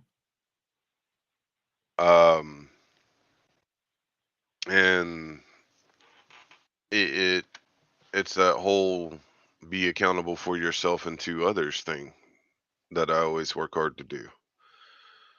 So I've had to learn to not take things literally. Learn that I can say something about a behavior and people will take it very, very personal. Which is another thing that confuses me. Behavior is behavior. That doesn't mean that is what you are. You just have a choice to change the behavior or keep doing the behavior. That's it. It's really just that straightforward with me. So I pay attention a lot to I don't trying to figure out how to say it politely, at least from the way I've been the way it's been explained to me and things of that nature. Most people are so focused on themselves that they'll totally miss certain signs in other people and then wonder, and then, it's like the suicide conversation we had a while back. Most people have no idea. And to me, this conversation and that conversation overlap. So I would say to that, we all in a roundabout way need to do better. Let me go to Toya with a T. Good morning, young lady. How you doing this morning? Good morning. How y'all doing? Hey, doing good. What's wrong with your voice this morning? You been singing last night? You been in concert or something? No, I'm literally just waking up. Oh, okay. Literally. Got you. Toya, I'm gonna ask you a question from the sincerest part of my heart, and I want you to answer from the sincerest part of your heart as well. Are you ready for the question? I ain't got no choice but to be. Let's go. Toya, how are you doing? How are you doing? There's somebody that you know. You want the real answer? Yeah. Real answer. The answer I'm supposed to give people, because I don't want to burden the world with my worries no more. But see, if you, I'm good. If somebody's coming to you, and if somebody's coming to you, and you know that person is real sincere, and they've proven that they're sincere, and they ask you that question, how would you respond? It's just you and that person standing there. How would you respond to that? They say, Toya, how are you doing? I'm good. Wow. I'm sorry, Raheem. Listen, let me tell you so much. It's so much going on in the world, and I've learned so much about people that when they really ask you how you doing, they really don't want to know. Even if they're sincere, they got a lot of stuff going on. And most of the issues that we go through, those are issues that only we can help. Outside of the normal, I might need a place to stay or a ride. You know what I'm saying? When you got all of that secure, I feel like there's no need to express to others anymore what I'm going through. I need to figure it out, but I'm okay. You understand what I'm saying? I'm not on the brink of wanting to hurt nobody. You know what I'm saying? Just the regular everyday ups and downs of life. The only thing I gotta say still is I'm okay. No matter what I'm going through, because I'm going through some things right now. But I'm not willing to put it back in the atmosphere. No, I'm not. I'm defeating some things right now. So there ain't no need to even tell you what I'm really going through. I'm working on that. I'm holding that down right now. In the meantime, I'm good. How are you? I'm learning that this journey, it's not about me. It's about me letting go some issues with other people. It's about me letting go. What's the prayer say? Forgiving those that trespass against us. Yeah. We don't understand what they do. Give me the strength to go through the transgression. When you do that, to me, what I'm learning, my issues ain't got nothing to do with nobody else. My issues all got to do with me and how I perceive things and how I process things and how I accept the things that have already happened in my life. Get over it and move on. So if you ask me today, connect me 5 years ago, I would have told you the whole story and then gave my trash to you. No more putting my trash out. I'm going to eat that, recycle that, make that better, make sure I'm good. And now my job is to serve you, because through serving you, I'm going to get what I need. That's good. 508-924-3521. 508-924-3521. Go ahead, Frank. before you change topics, I'm like Kay. I couldn't watch the video of that young lady. That would just tear me apart. And if we can mute our phones so we don't have that echo.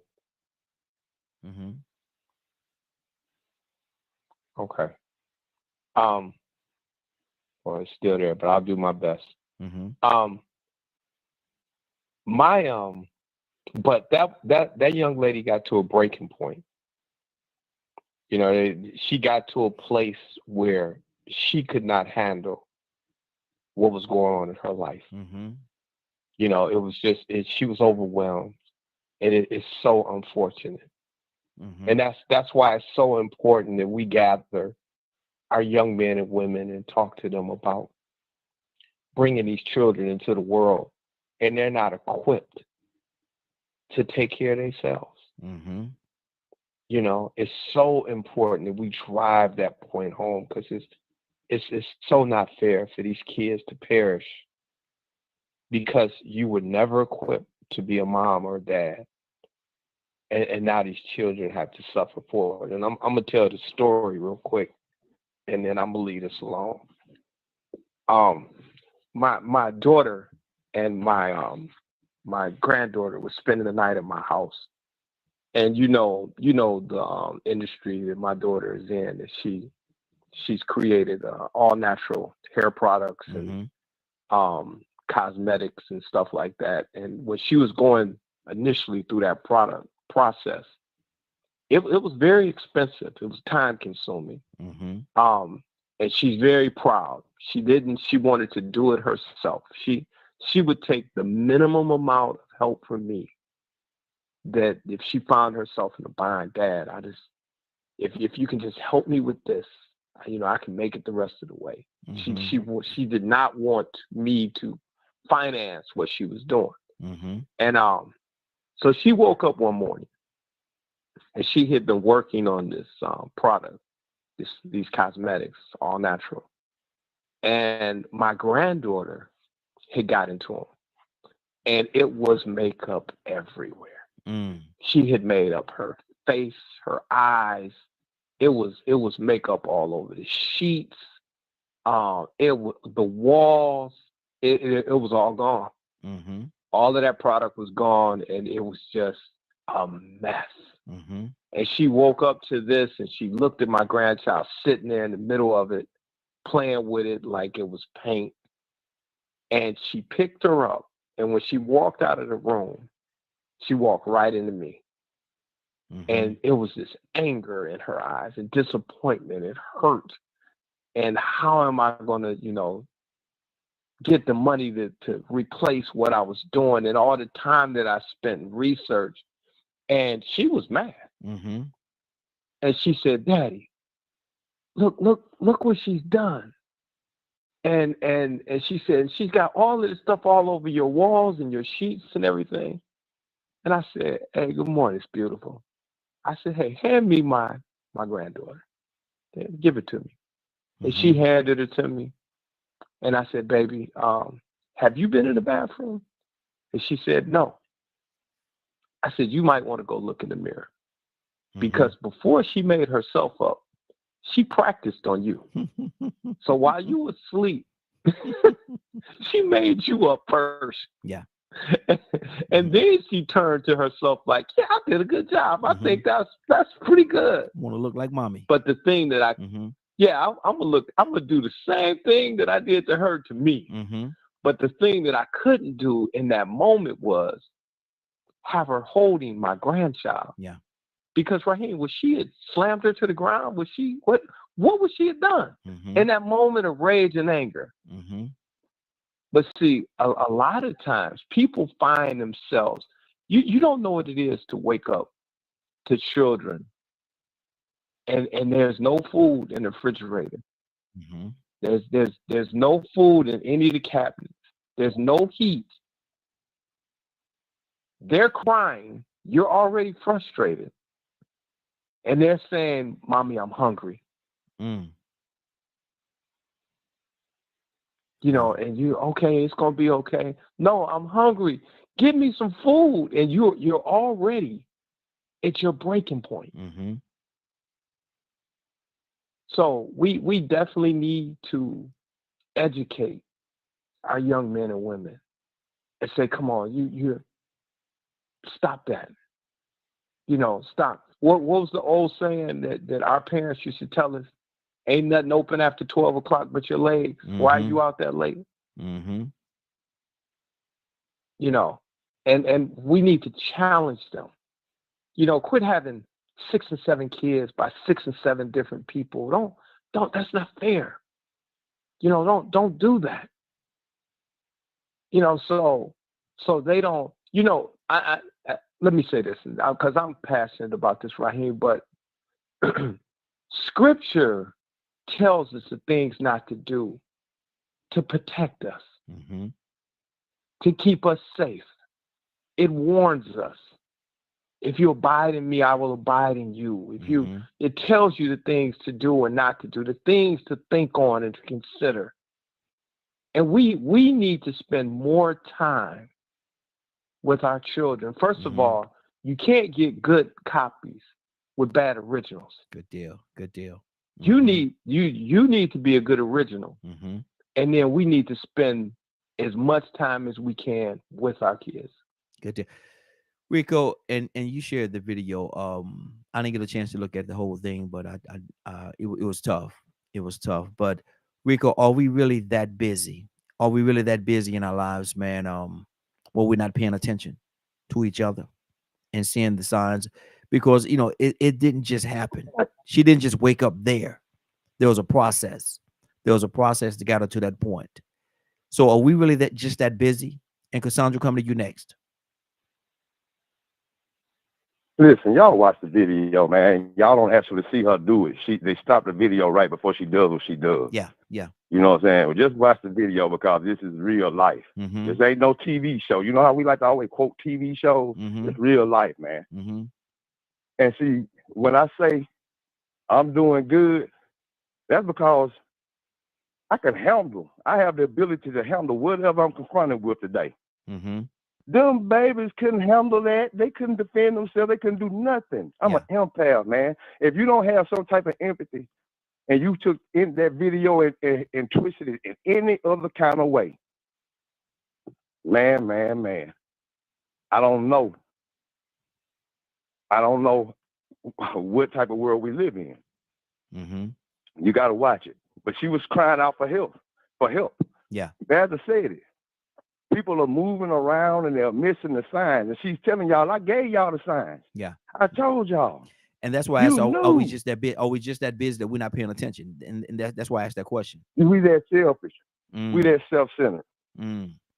We're that self-centered. That's why I can tell by the way a person responds to things that they only think about how they feel about things, and they really don't care about how other people feel about anything or what they're going through.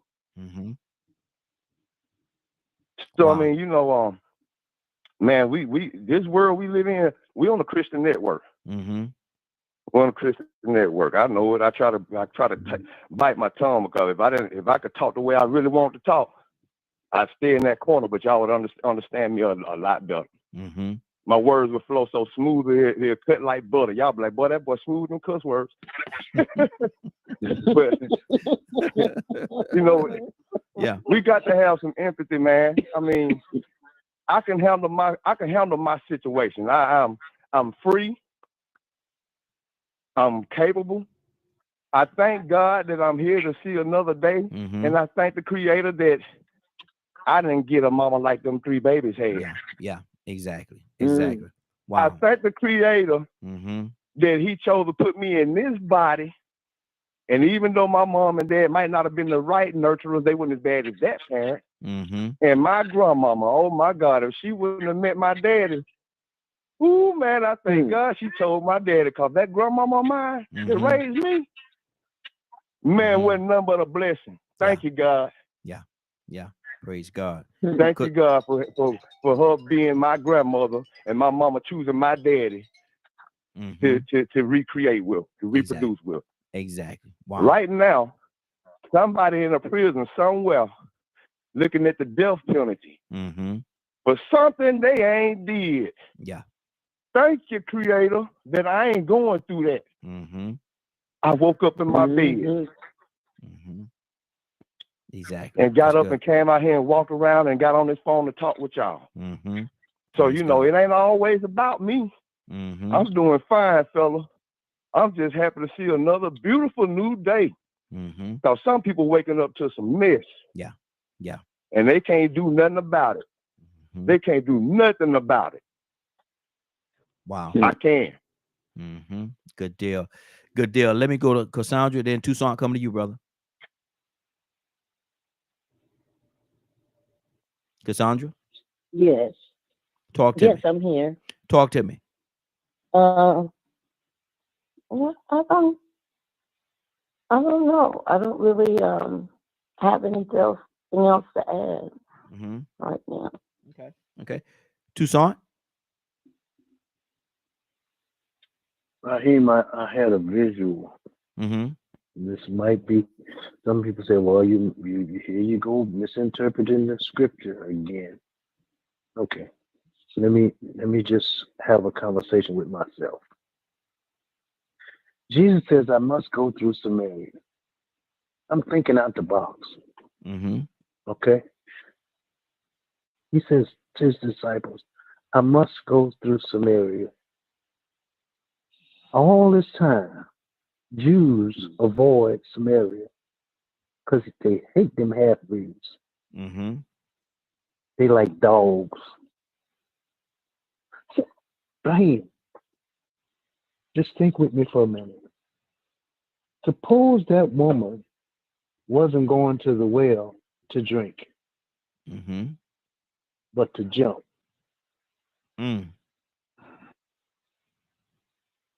Just suppose. Yeah. I'm dead wrong. I can be dead wrong. We just think everybody can handle their problems like us. And we keep it going. Talking about our faith walk in pride. This world is all about us and how we feel and how we can handle things. But they got people at the well and the jump. And we avoid them. Just because we can handle it. But we living in a society now that we got some I must go through situations. Go there. Some of the children is our families. Say it. Members. Say it. They're falling apart. I'm talking about stressed out, toe up from the floor up. Don't know how to handle life. Young folks, children, that they can't handle life. You wonder why they always in trouble because their mother don't know where father is. Or in situations, it leads them to fend for themselves, eating cereal with no milk. And they do it every day. Mama, their scapegoat is them drugs we talk about and got them strung out. They didn't mean to get strung out, but they're there. I'm just saying,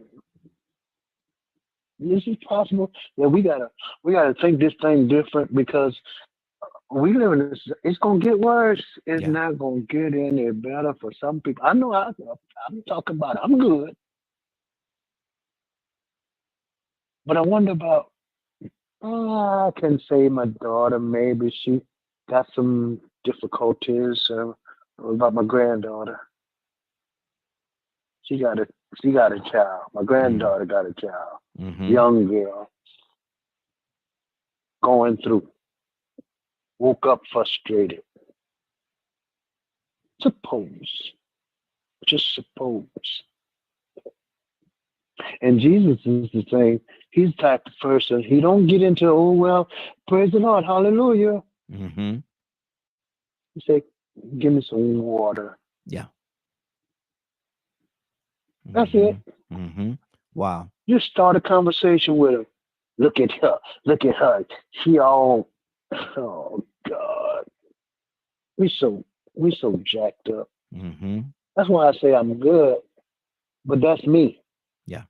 But there are some people going through the same thing that I'm going through, and they about to jump.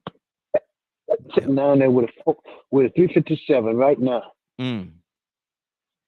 counting bullets, and don't need but one. Yeah. Wow. Wow. Anybody else have anything else they want to say on this topic before we move on? Hey, Raheem. This is so important, and when my parents passed, my dad passed. It seemed like, and because the pain was so great, I don't even have the dates correct. I would have to look at their tombstone to tell you the dates and times of when they actually passed. But my father passed, and then my grandmother passed in Tennessee. It seems like a couple of months later. And then shortly after that, my mom passed. Mm-hmm. And my mother and father were raising my niece and nephew. I was very young. I was in my 20s. And when my mother passed, that responsibility was mine. Mm-hmm. So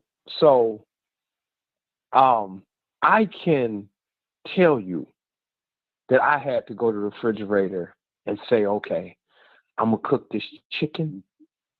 Today, we're going to eat this for 2 days. I'm going to make spaghetti. After that, we're going to eat that for 2 days. And I had to plan my meals like that. Mm-hmm. And if something happened and I was living paycheck to paycheck. Mm-hmm.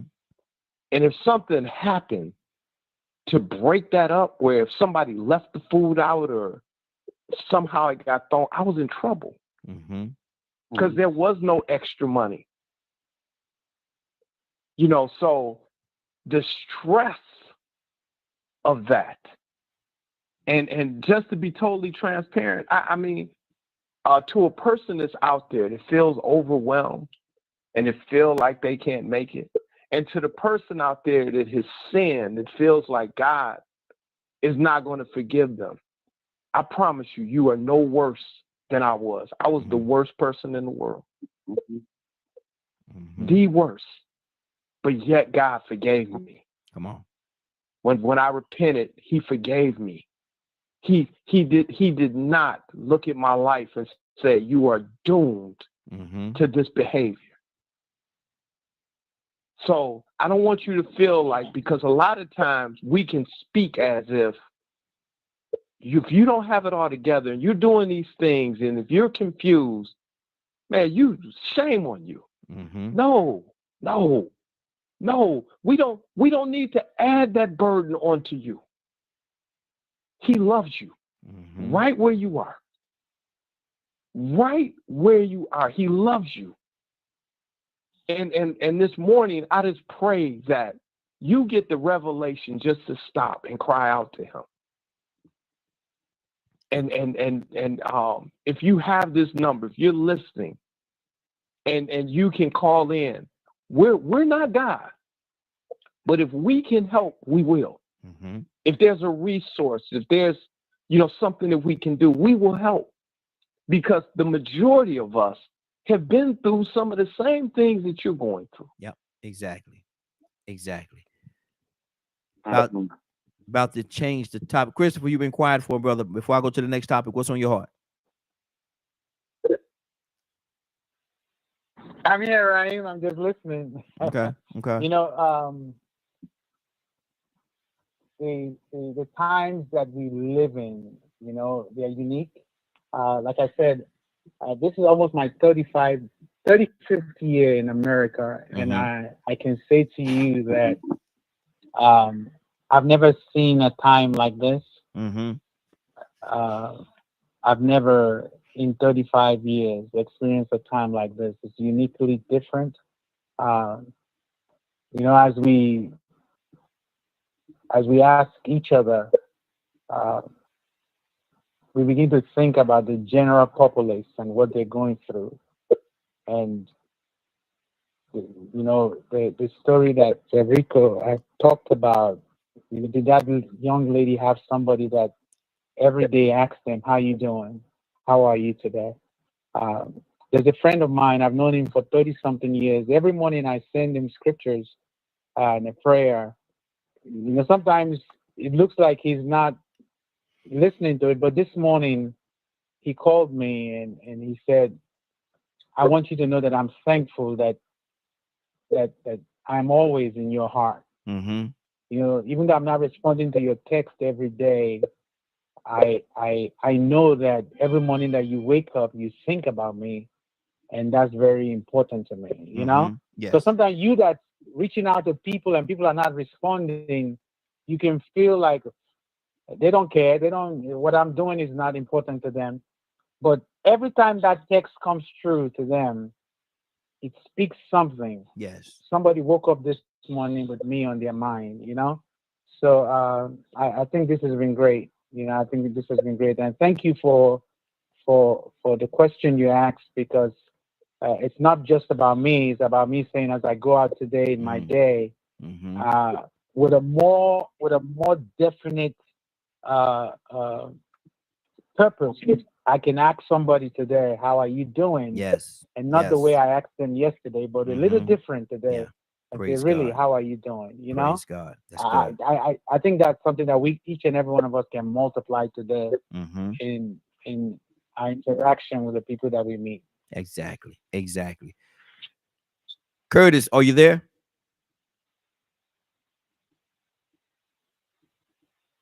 Yes, sir. As African Americans, and I'm asking the question this way for a purpose. Have we outgrown America?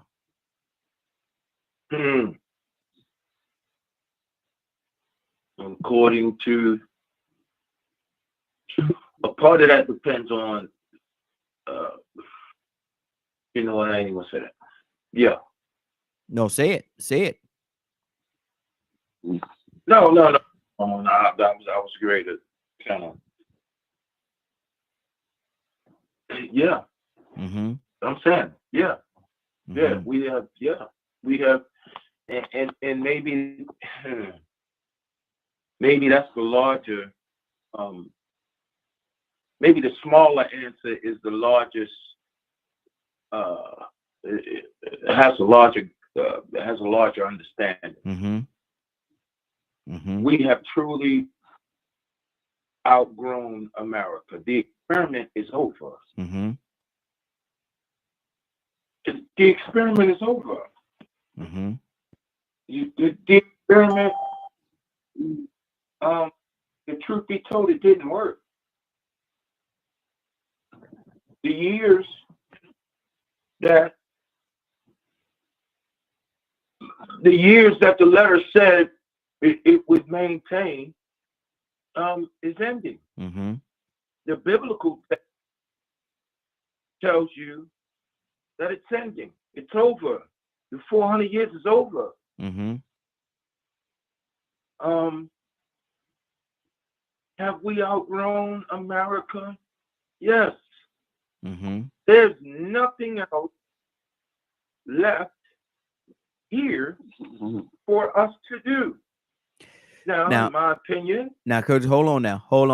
What do you say to the people, Curtis? Because some people have the mindset, well, I built this country from the belly of this and that. I built this country, and I had so much to do with this country being where it is. And why would I leave? If I built this country, why would I leave? And I'm gonna tell you what I would say to that. I helped my mom a lot, when I was growing up. I helped her a lot. But there came a point in time where I had to leave my mother's house and get my own. Are we at that point right now where we need to go out there and do something different? And yeah, we built it. We've helped build it to the point, but now it's time for us to go and do something different. Get our own house. Every bird must leave its nest. Mm-hmm. Mm-hmm. In my mind. Yeah. Every bird must leave its nest. Mm-hmm. Even if you leave, that don't mean you can't come back. Yeah. I grew up the greater part of my life on Lafayette and Castle Street. Mm-hmm. In Baltimore City, North and Castle, Lafayette and Castle. I don't live on Lafayette and Castle Street no more. Yeah. Yeah. Mm-hmm. I barely even hang out on Lafayette and Castle Street anymore. Mm-hmm. Excuse me. I'll slide, go back and visit, see the homies, make sure everybody good, as best I can, Mm-hmm. But then I gotta go back to my dwelling. I gotta go back to a place that is quote unquote safe for me. Yeah. Right? Yeah. Mm-hmm. And what I got going on. And I'll land a plane here. In my 53 trips around the moon, I'm gonna be honest, I never thought I'd see the day that Africa will make an international plea specifically to the African American population. That, let me correct that, certain parts of Africa. Yeah. Because I'm trying to be as honest as I can in this comment. Mm-hmm. Will make an international plea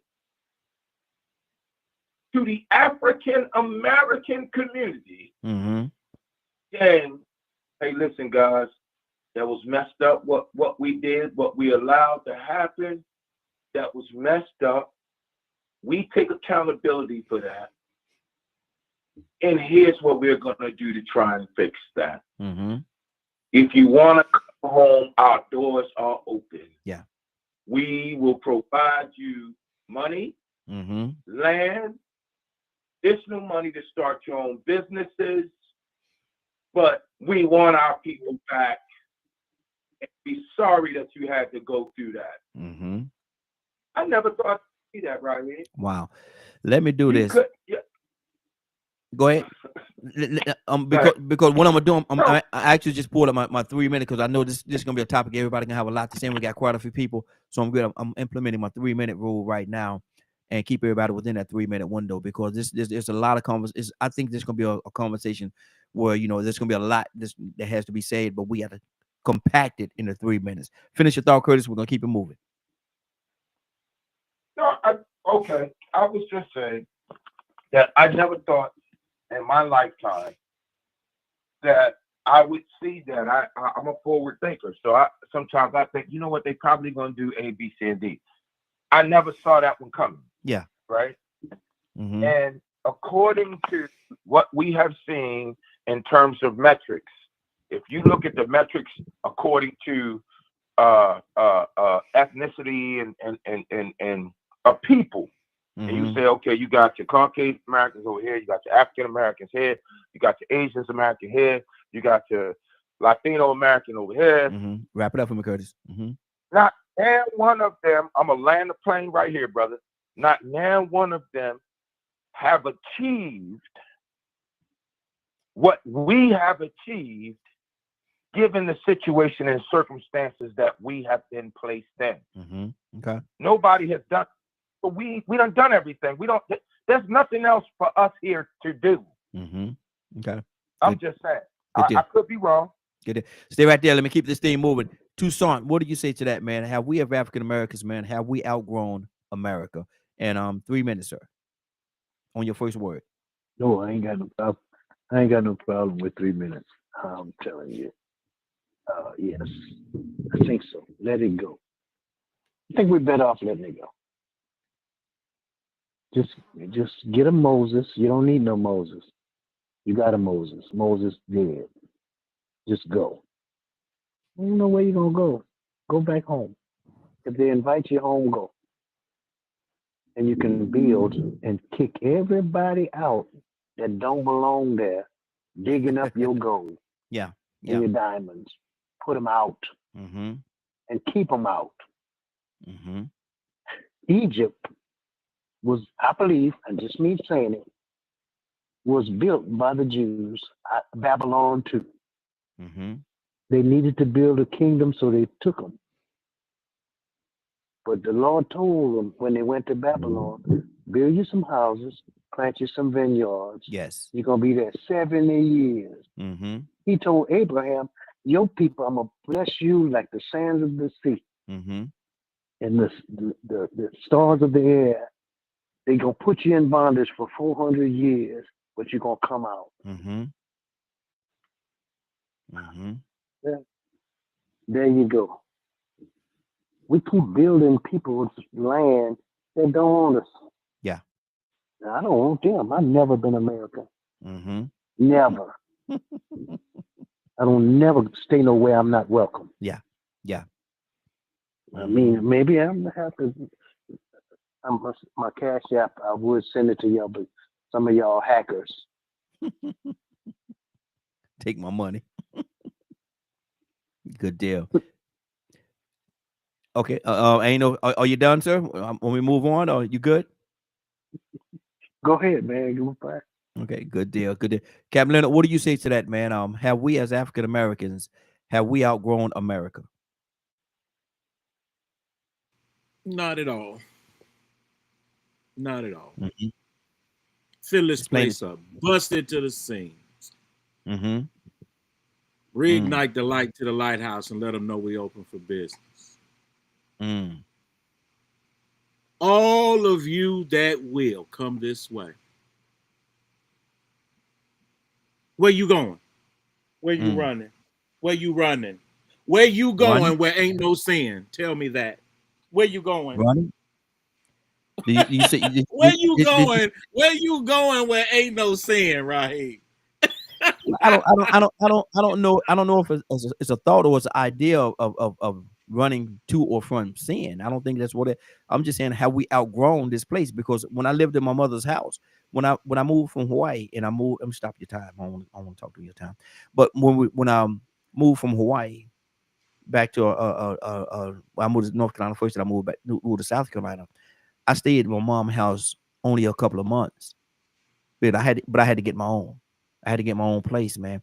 And so came a point in the time where when I was of a certain age, I moved out. I moved out very young. Had my own place when I was 15, man. I had my own place when I was 15 years old. I had my own apartment and everything. It was mine, because of the fact that I had outgrown the rules and the things that my mom wanted me to do in her house. If I'm gonna do what I want to do, I got to get my own dwelling. I got to have my own. And so my question is, have we as African American outgrown this country? Have we outgrown it? And could we grow and could we blossom more in another place? I mean, you can blossom where you want to. Your time right now. You can blossom where you would like to. I wake up every day free to do what I want to do. I've been around. You know what I'm saying? I didn't even have to come back here. But I chose to. I can go anywhere I want in the world and live. I always have been able to. So no, I don't sit around and think about. See, I don't sit around. I don't think about being in no cage. Like I say, where I'm gonna go where ain't no sin. Where? I see you keep saying sin. I don't think it has anything to do with sin. Well, that's what's the problem with this world. Sin. But we're talking about from a growth aspect. We thinking from a growth aspect. What are you talking about? Growth, money? Is growth always? See, Leonard, you think money is everything? No, everything. No, I'm just asking you. No, money may be a small part of it, but no, it's just the freedoms of being able to do and the things that you need to do in order to blossom in the way that you want to blossom. If a flower if you keep a flower in the same little smaller pot that it grew in, it's only going to grow to a certain height or a certain level of development. But if you take it out and put it in a bigger pot, it's going to grow larger. Take it out, put it in the ground, it's going to spread more. And so, are we being suffocated here in America? I'm not.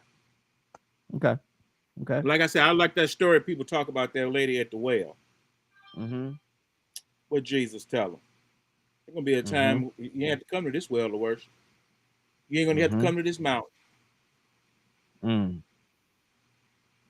God is with me wherever I go.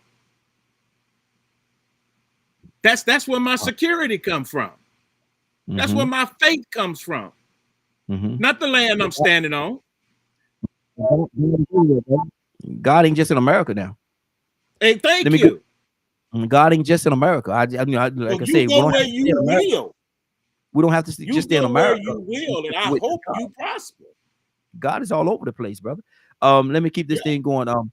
Rico, talk to me. 3 minutes, brother. Have we outgrown America? We have not grown America, and I say it's to our detriment.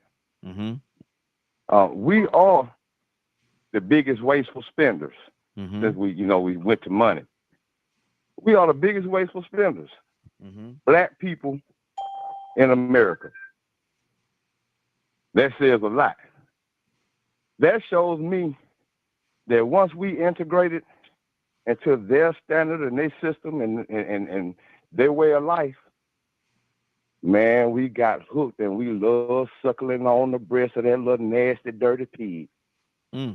Oh, man, we don't want to let the idea of the American dream go. Listen, there's nothing better than America. Charlie Kirk, Trump. Oh, we'll be saying something totally different tomorrow. Evil white man, this and that. But we have not outgrown America because we hooked on America. We hooked on the illusion of the American dream. We built this country, and for centuries we sat back and watched what people, what we perceive to be better opportunities and better lifestyles and better living standards. And we adapted those standards, adapted their education. Oh, everything that they said was the right way to do it, we did it. We got it. And we want more of it. These people don't want to leave here. They don't want to leave here. So it's like, realistically, have we outgrown it? No, man, not when we the biggest wasteful spenders. No, not when we the biggest contributors to the system that was built off our backs anyway. We just contributing in another way, and we love it. For the majority of the prison population, and I ain't talking about the wrongfully convicted. I'm talking about the YNs that's filling up the jails and the funeral homes and the graveyards at a high rate. Oh man, I could tell you some of the stuff that we have adapted, the standards we have embraced, completely out of our order. We adapted the standards of warmongers, people that came over here and took land, and we adapted the system that they created. They said, well, you know what? We won't make you equal in it. We'll just integrate you in the hours. 30 minutes, Rico. Well, anything better than nothing. Was that 3 minutes? No, you got 30 seconds. Oh, okay, you said 30 seconds. So no, we haven't outgrown it. We want everything that they got to offer. Everything that little poison nipple from that pig got to put out, man, we'll suck it all up. Wow. 5 seconds to bed. There you go. Good deal. Let's keep this thing going. Mr. Hicks, good morning, sir. How you doing this morning? Good morning, Raheem. Good morning, family. Rico. All right, good morning. Have we as African Americans, Mr. Hicks, and you've been military, you traveled all over the world. As African Americans, do you think have we outgrown America and being here in America? Have we outgrown it? 3 minutes. African American. I remember my kid, they was trying to teach my kids that in school, and I had to break them down. But anyway, as a copper colored people, I think the history has been destroyed and hidden and misarranged. I think about a song that Curtis Mayfield made, which the CIA assassinated him for. White people say anyway, this is my country. Some people say they don't have a right to say this is my country. But I think with the bloodshed and what we suffered here, that we are that mirror that's going to go in face of not just this country, but the world. I think that we're destined. I think our suffering and all we went through built us through fire in our essence. But if we take it like, if we believe in a thing like this is our one shot, this is it, I believe the soul is eternal and immoral. It's we keep coming back, and I think that I read something recently said that this psychic said that he thought we were reincarnated from of Atlantis. That people say it's a myth, and Plato says it's real, and a lot of people inside. But it says that that this is a repeat of something that happened before, where we went into the sciences, we created new animals, new life, and even new human beings, and that a deluge came and destroyed it. I think that where else you're gonna go? I think in 1776, when those two got together to put this thing together the first time, people were going to rule themselves. The enemies was against that from the beginning. In fact, it says that the reason America had that space to even form was that the Illuminati was kicked out of all the kingdoms, Spain, Europe, and all those things, and so they wasn't active. But it says that it was the Jesuits and the Illuminati that killed all those presidents. We got 3 presidents killed on the 4th of July. So I say this here, there's a battle for the heart of America. In America, the true Americans is the indigenous people that's indigenous to that land, which is us, the copper color people. They gave us a lot of names, colored, mulatto, and all that stuff, still hiding who we are. We don't need reparation. We need to honor the treaties they made with us. They made war treaties. We're prisoners of the war. And they never honored the contract. And that's what's in my heart. Good deal. Good deal. Frank Logan, what do you say to that, man? Have we outgrown America? As African Americans, have we outgrown America? Give me 3 minutes, and I'm gonna answer. Let me go to somebody. I'm gonna come right back. Okay, Cassandra, talk to me. All right. Cassandra Alexander Green, you there? I'm trying to meet everybody, so y'all be patient with me. I got quite a few people on today. Cassandra, you there? Okay, we may have lost Cassandra. Friday on a Friday. Good morning, young lady. How you doing this morning? Friday, you there? Everybody done stepped away, or they on mute or something. What is going on? Right, Badger, talk to me. African Americans, have they outgrown America? I'm sorry, you're gonna have to ask me a different question. If this is the question, then I might have to go. I have an outside perspective. So and that's good. And that's good. I've seen how much good, using your wordage, African Americans have done. So, but I've also seen how rough the system is. And I don't separate things based on race. I separate things based on behavior.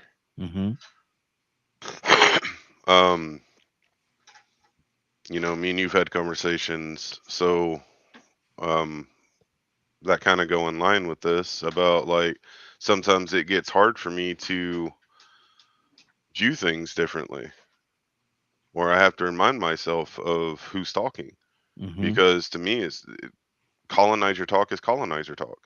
I don't see no difference. I don't care what you look like. If you're talking like them and pushing the beliefs that they have, then to me, that's what you're doing. So it's very individual based, and I would not say every single African American is in that situation at all.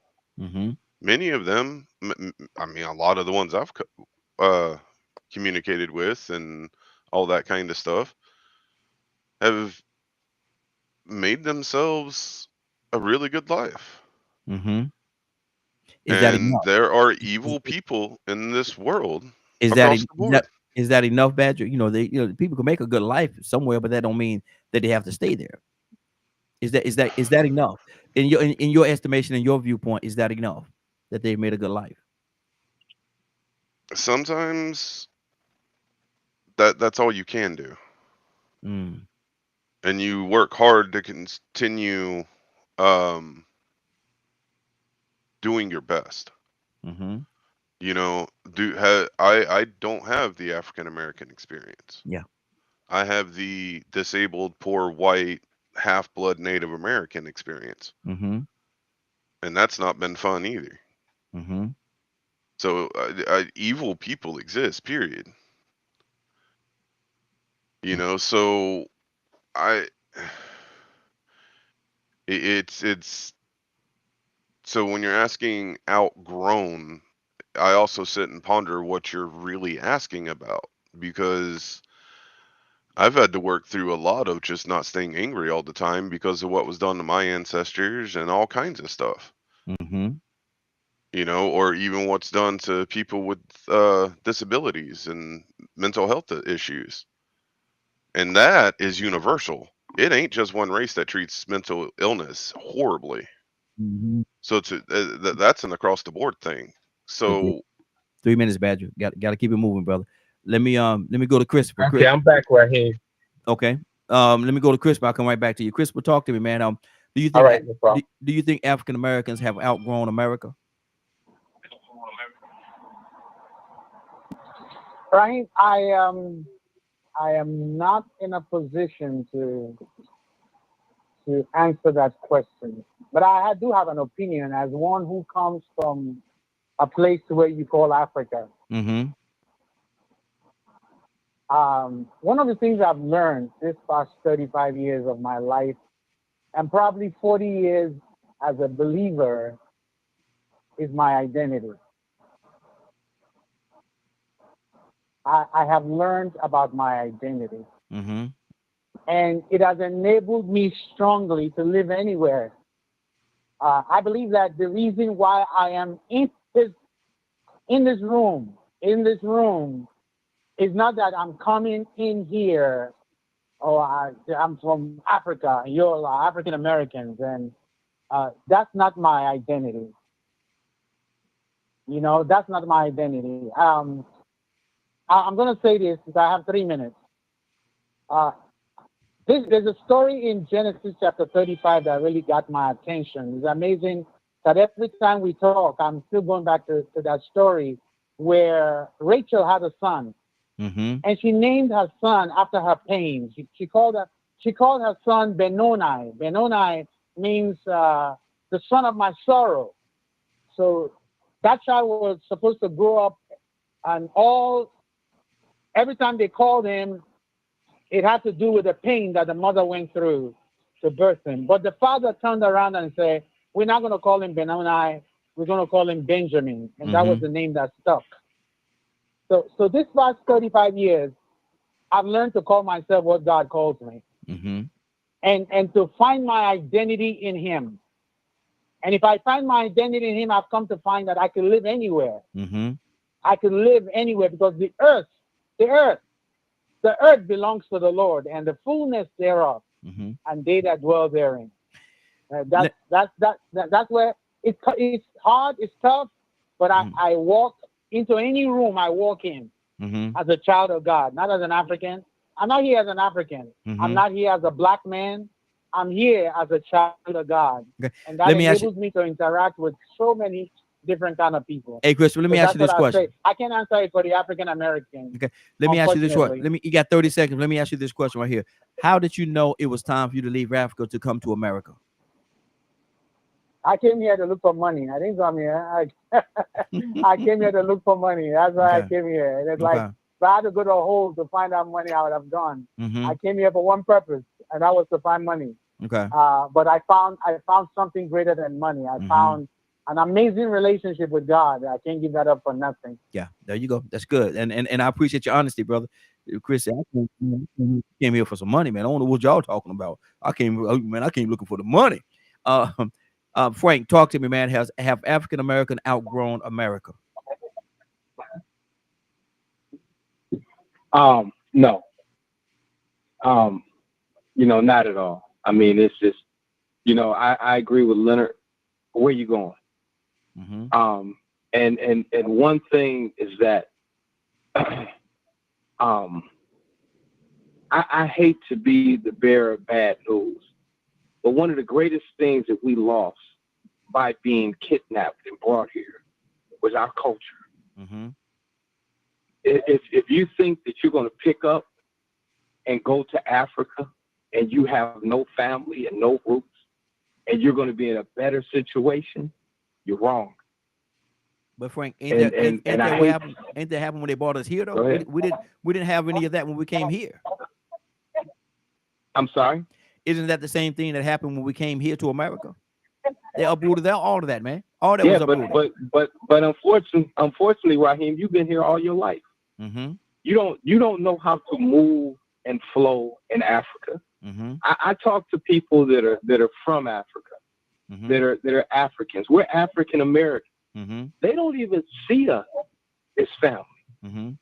When you talk to majority of them, we're Americans. Mm-hmm. So you go over there, you'll have a rude awakening. Mm-hmm. And just like Leonard said, that there's sin everywhere, there's oppression, there's segregation, there's cruelty everywhere, and you can't even begin to understand the challenges of Africa, that place that we call home, that the majority of us have never been to. Mm-hmm. And you go over there speaking proper and not understanding the rules, and you're going to be a victim. Mm-hmm. You know, and we that's the saddest thing. Mm-hmm. We don't have a culture. Mm-hmm. You have people here that are here, but they held on to their culture. They held on to their beliefs. They understand what it is to be Hispanic or Native American or Irish or whatever it is. We don't. Mm-hmm. We really don't know what it is to be African. We don't know. We don't follow the traditions of the Africans. We don't. Mm-hmm. You know, and Rico brought something up. All of the Africans that I know, the majority of them that are here, are serious business people. Mm-hmm. They're not wasteful. They take very good care, and they're serious about their money. And they deal with. All right, there you go, Fred. We got to keep it moving. I'll come back. But my thing is this right here. I've never been one to want to stay inside of a burning house. I don't want to stay inside of a burning house. And I've heard so many people say, and you get into a conversation about the current administration and all this stuff that's going on here in America, everybody would say the same thing, man. This America is going to hell in a handbasket. Okay, and America's this, America's that, America, you know, ain't the America that it used to be, and that tells me that the house is burning down. So I'm not gonna, I've never been one, and everybody can feel the way they want to feel. That's fine. But my thing is, I'm not gonna stay in a burning building, man. If the house is burning, I don't want to stay in there. I'm gonna do everything I can do to get out of that house.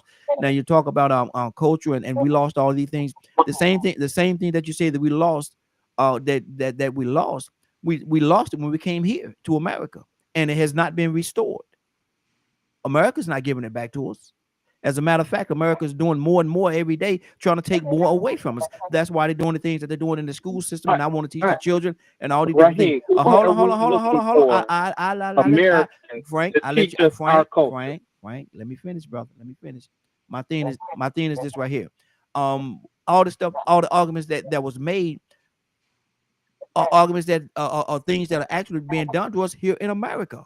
Here in America, all these things are being done. We've been, you know, and yeah, we got a couple of dollars in our pocket, huh? We don't need them to teach us our culture. I never said that. They can't teach us our culture. I never can't teach me what it is to be black. Frank, I never said that, brother. I don't know where you got that from. I never said that. But my thing is this right here.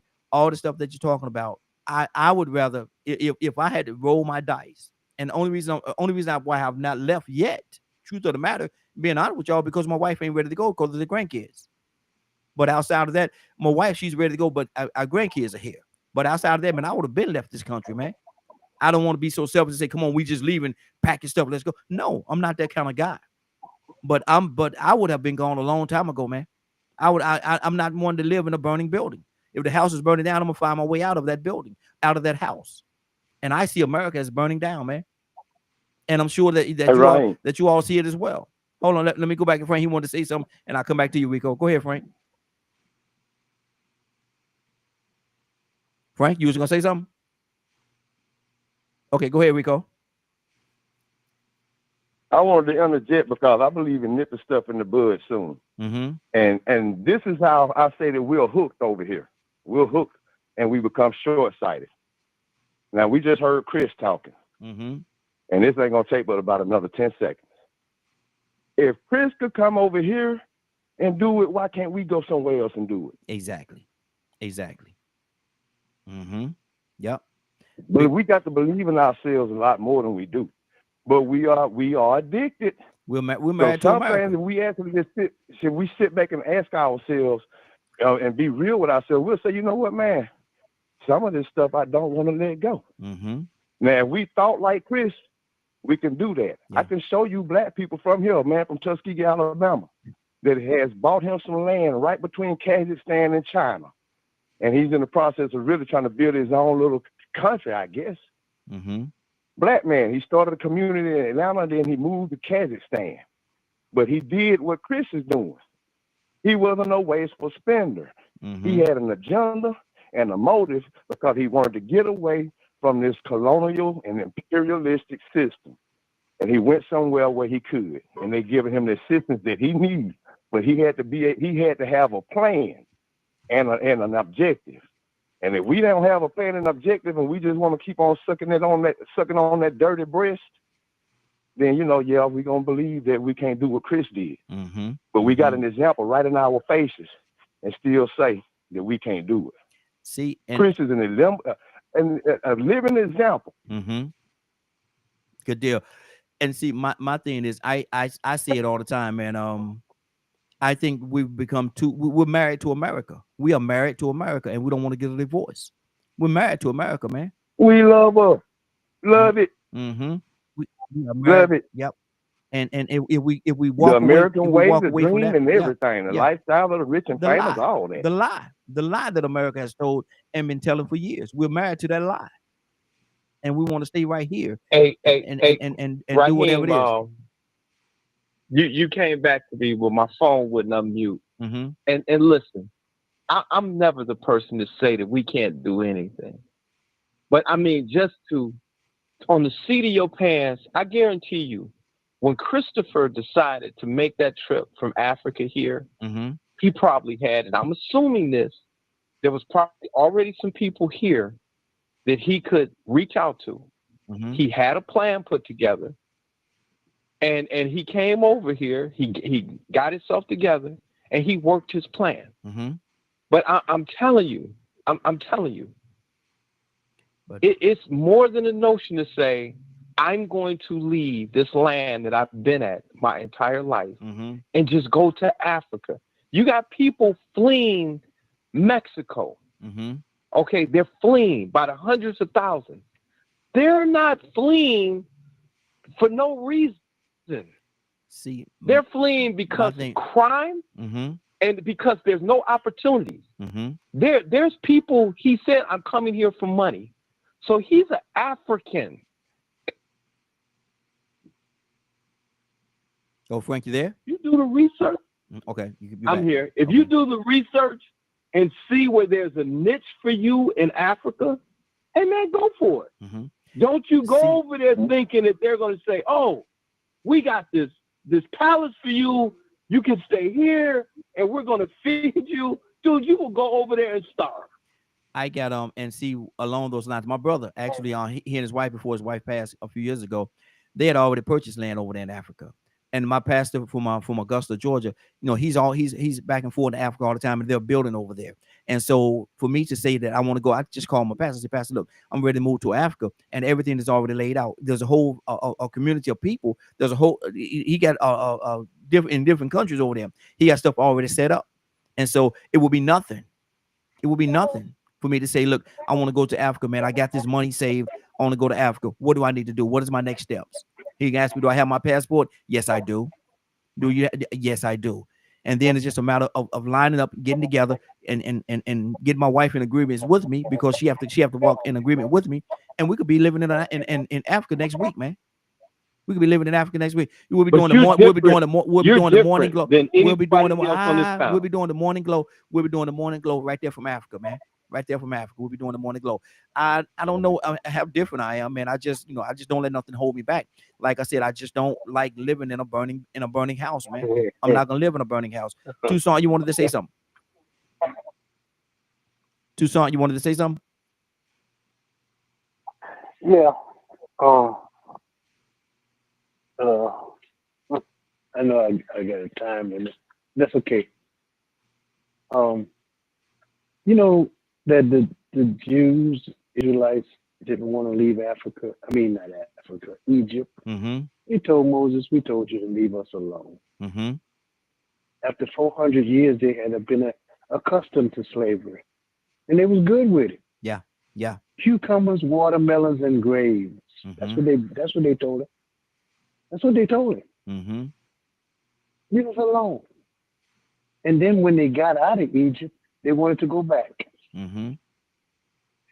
It sounds familiar. Yep. I mean, we continue. And I'm gonna tell you something else, Raheem.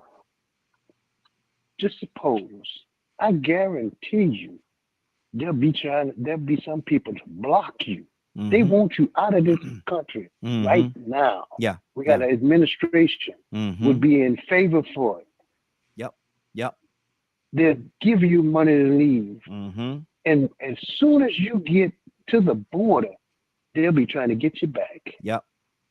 Exactly. That's just my belief. Because they don't know how to do nothing. They talk good. But you see what has happened with, I think, and I'm just guessing, with what I hear Christopher say, they got poverty in a land full of gold and diamonds. Yes. It's in the ground. And they got people stealing it right there under their foot. Yep. Put them out and go back, take back your land. That was the Jews' land, Canaan, promised to them by God. Gave Abraham a promise. I'm going to bring them back. But them jokers did not want to leave, just like us. Yep. They're going to talk about where we going to go. Sound like the same thing. Sounds just as sound like a mirror. Sounds just like a mirror. Like Pharaoh. Yep. Wow. Pharaoh is a trump. That his heart will get as hard as it is right now. And all that running out the mouth, putting people out. When you incarcerate and you put people in a position that you get them out, you run out, and all you got is y'all. And you can't do nothing. Yeah. And you go right back to the same thing. We need some help. We need some people we need some, I'm going to say something ugly, titties for our babies to suck so they can have some good milk. Wow. I'm done with it. Stanley, good morning, sir. How you doing this morning?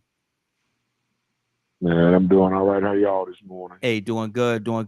Asking the question, brother, have we, as African Americans, have we outgrown America? Is it time for us to maybe think about setting up shop somewhere else?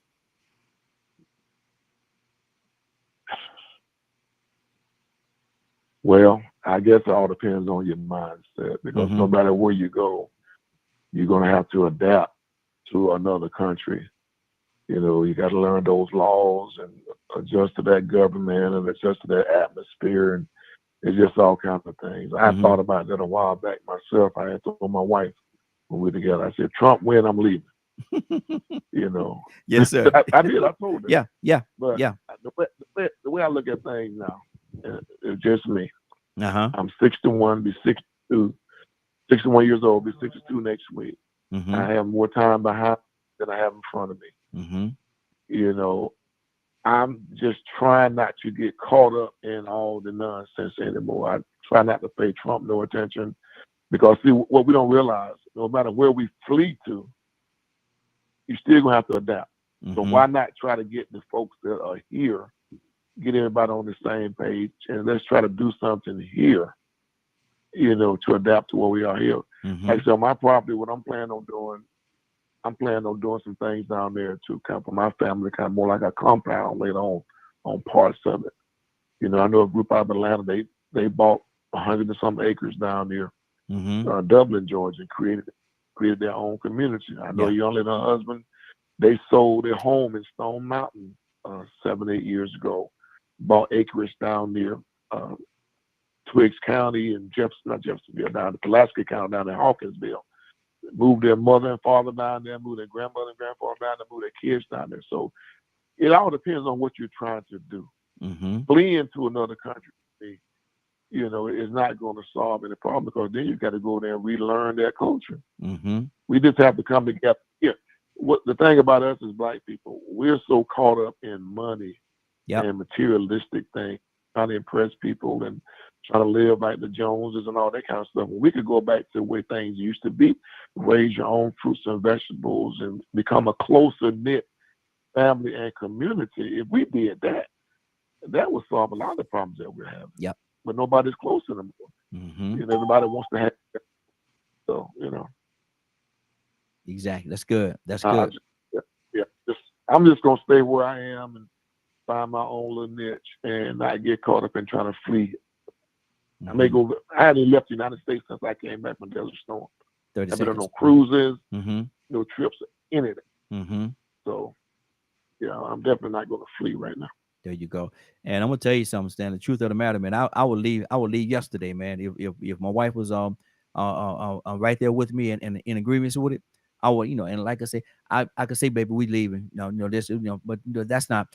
I don't want her to go somewhere where she's not happy. And so when and if she gets frustrated with America to the point where she's ready to go, man, we gone, man. We gone. Passports in hand. But give me the next thing, smoke. But every country got problems. So you leaving problems here, at least the problems you have here. Everything that sounds good is not good. So when you go to another country, you really don't know what you're getting yourself into. All you know is what you heard or what you read. You got to go there and readjust. So what's to say once you get there, that thing is going to be peaches and cream? Because we really don't know. No, we don't know. But what we do know is what we're up against here in America, and what we do know is how is how this and again I'm gonna reference it by referring to it as a burning house. That this house is on fire, man. This house is on fire. And ain't nobody trying to put it out. This house is on fire. But it's only gonna be on fire till the fire department get there. Everybody keeps talking about Trump. They're He's not not coming. going to be in office forever. That's what most of it boils down to, the government. But it's ways to circumvent that if we become a collective and people start trying each other out and put things together. No matter where you go, there's going to be issues. There's going to be problems. There's going to be an adjustment period. Like I said, once again, if you got to learn all of this stuff over, and I promise you, it's not going to be as easy as people think. Okay. And when you move we got to keep it to a new house. Everything looks good, but you're gonna have electrical problems. You're gonna have plumbing problems. Yeah. Well, and see, we got to keep moving. Stay right there, Stanley. We got to keep it moving. But my thing is, and it's everybody have their own preference. But my thing is this right here. I would take my chances. I would take my chance in that new house instead of staying in the one that I know is burning down. I'll take my chance on a new house and do what I need to do to make that house adequate to what I want or what I expect it to be. And it's gonna take some work. It's gonna take some work and some time and a lot of effort. But I'm willing to do that. But I'm definitely willing to do that. Here. Not in a burning house, brother. That when the house if the house is burning down, man, you gotta build that house. That house is destroyed. And now now you got to sit there. Burning for years. It ain't getting no better. And that's my point. I got Stanley. I got in fairness to everybody else. I got to keep it going, brother. I got to keep it. Don't go nowhere. Don't coming back to you. But don't go nowhere. Curtis, talk to me, brother. Curtis, you there? Oh, yeah, I'm right here, right here. I had to hit the mute button. Yes, sir. Talk to me. You know, I done been around the world twice, right? Mm-hmm. And I kind of got the chance to see. You know what? I ain't gonna say kinda. I done got a chance to see what is adaptable and what is going to be too hard for me to adapt to, right? I done lived a life long enough to know that if I was going to leave, my place of destination would not just be me packing up and just going to live in this new destination. Yeah, yeah. All right. If I was packing up and I was leaving, you can best believe that me as an adult, I know exactly where I'm going. Mm-hmm. I done been there. I done scouted it out. I done peeped the temperature. I understand the culture. Leaving Baltimore or New York City or Patterson, New Jersey, and moving to Ridgeway, South Carolina, is a cultural shift. There's a culture shock. If you ain't ready for that, you will be blown. So why am I saying that? Is that when I listen to Brother Raheem talk, I think some of us are taking it as if he's saying, "Oh, I'm moving, I'm getting out, blah blah blah. I'm just going." No, that's not what he's saying. I'm more calculated than that, brother. You can best believe I'm more calculated than that. Raheem is going to go he's going to go somewhere where he has already been before. Mm-hmm. He knows the lay of the land. Mm-hmm. He has an idea of what the culture is. Mm-hmm. And you know what? That culture better suits me. Yeah. Now, I'm sorry. Rico is knocking it. Forget the park. He done put that thing across the Hudson, and the ball ain't even in New York no more. It's in New Jersey. Mm-hmm. You know what? We done got so addicted to what this so-called experiment is offering us that we don't believe that we could take what we have done to build this up and take it somewhere else where it's more beneficial for us. Mm-hmm. You know, and I heard Stanley talking about, I'm coming up on 3 minutes. I heard Stanley talking about, you know, the folks bought that land down there. Well, also there's a group of 470 plus black folk that bought Georgia. Mm-hmm. And they trying to get them, they trying to make it so that the people can't close on the deal. Yep. Good deal. Let's keep this thing. The 3 minutes. I'm gonna circle back around to you. Stay right there. Don't go nowhere. No, I'm good. Rico, talk to me. Black Wall Street. They tried and they died at the hands of your United States government, the one you proudly go and fight for.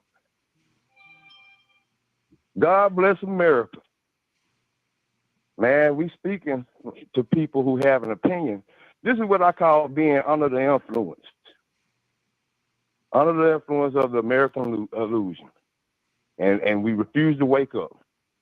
So we have people that love America that's saying how hard it is to live in another country, and they don't. I got a cousin that lives in Canada. Love it. He ain't never coming back. Mm-hmm. I got a friend I grew up with. Let's go to me down here in a little small Hartford City, historical Hartford City, third black incorporated city in the United States. He ain't never coming back. I got a friend that live in Costa Rica. Rico, you need to tell you and your mama to come on down here, man. I believe you'll live longer. You won't believe how much better the food tastes. You can tell it's natural. Amen, Rico. They poison it. Amen, Rico. And they down in Costa Rica living it up and loving it. I got a cousin that got out the military, left and moved back to Japan. He just died about 3 weeks ago. Didn't even bring the body back here. He buried over there. He's Japanese, African American now, I guess. Got up out of here. Mm-hmm. Got up out of here. So yes, have we outgrown America? Well, when we finally wake up and realize that we can, when we invest our money into something that really is worth it, instead of just being such wasteful consumers, addicted to everything that they produce. Oh, they love us. They love us. They even making money off of our bodies when we go to jail and when we go to funeral homes. Yeah. They're still doing slavery in another way. Mm-hmm. Making money off our backs. Yep. So, man, it's going to be a wonderful day when people really start waking up and saying to themselves, you know what, man, this ain't the only way. Mm-hmm. I can make all my money, not blow it over here trying to live the life, living my best life, put it back, move to Costa Rica, move to Puerto Rico, move to South America, I could move somewhere and have enough money put up to where, you know what, I could provide everything I need. Yep. And maybe still make money in America. Mm-hmm. I might just go to this other country, teaching them American Western culture. Mm-hmm. Like this woman in China that I know. Black woman. Mm-hmm. Love it. Yep. So, just speaking to people that have done it, they talk totally different. Mm-hmm. They ain't never coming back. Never coming back. Don't worry. Can't make them back. I ain't speaking always about me. I'm speaking from what other people have done it or saying. Good deal. Toya with a T. You back with us? Toya, you there? Hey, Toya, I think you might have an issue with your line. Hang up and call right back in. I think you're having an issue with your line over there. And when you call back in, I'm gonna go to somebody else. And when you call back in, I'll come right back to you. But I think you're having an issue. We can't hear you. Okay. Leonard, talk to me, brother. I really don't have to have a lot to talk about, Raheem. I'm being obedient to the spirit, and just too many conflicts of interest for me. Okay. But see, my thing is, man, and I'm gonna tell you what let me hold on before. Let me see. Let me I'm just send this link. Hold on for a second, y'all. Bear with me. K with E, talk to me. I don't think I heard from you about this one. Have we as African American outgrown the United States of America?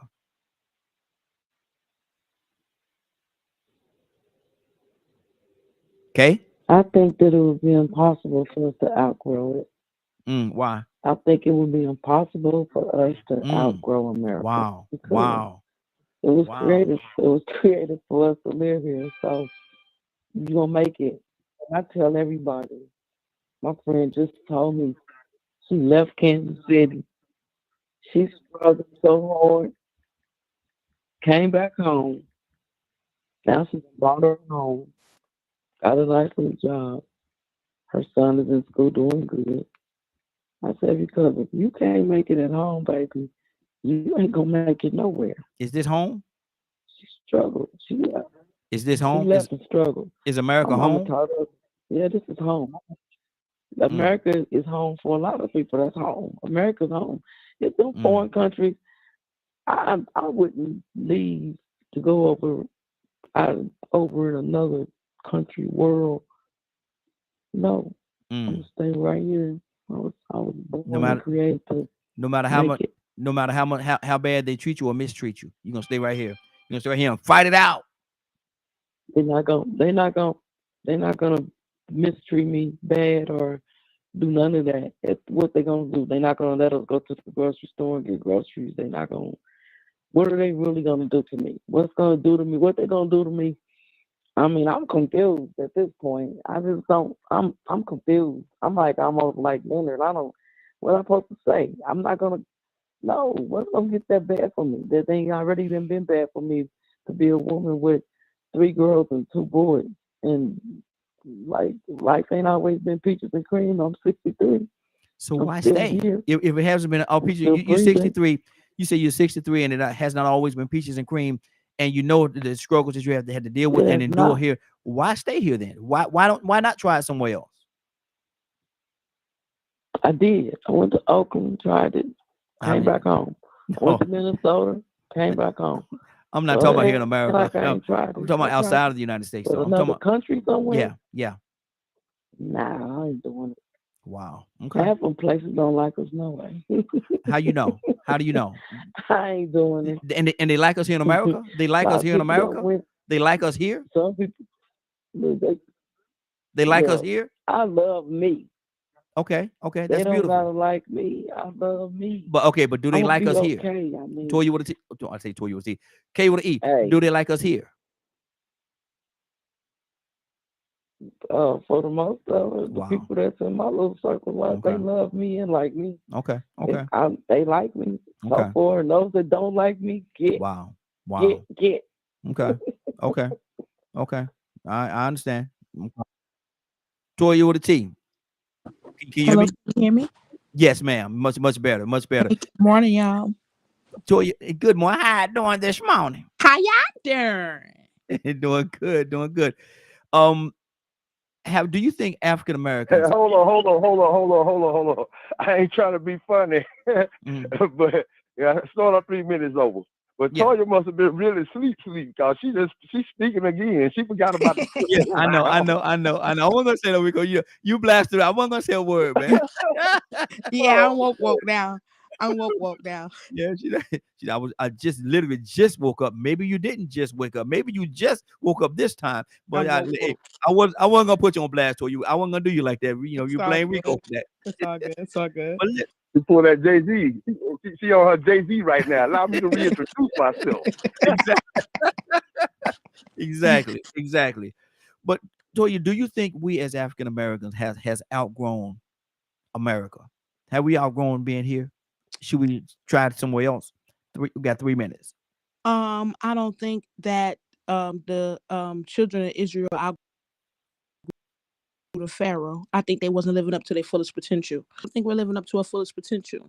You know, the story of God and the creation of man, to me, magnificent, and I know we are the most creative beings in this world. With that is some of these constitutional values that they casted over us as Black people, and I believe that's where the issue is. As Black people, we're not living up to our fullest. We're not doing the things that we need to do in greatness the way God would want us to be, to have what we need to have. And because I'm so psyched out now what God is, first of all, I can go wherever I want to go in this world. That's why I go wherever I want to go now. I don't want to go there. You know why?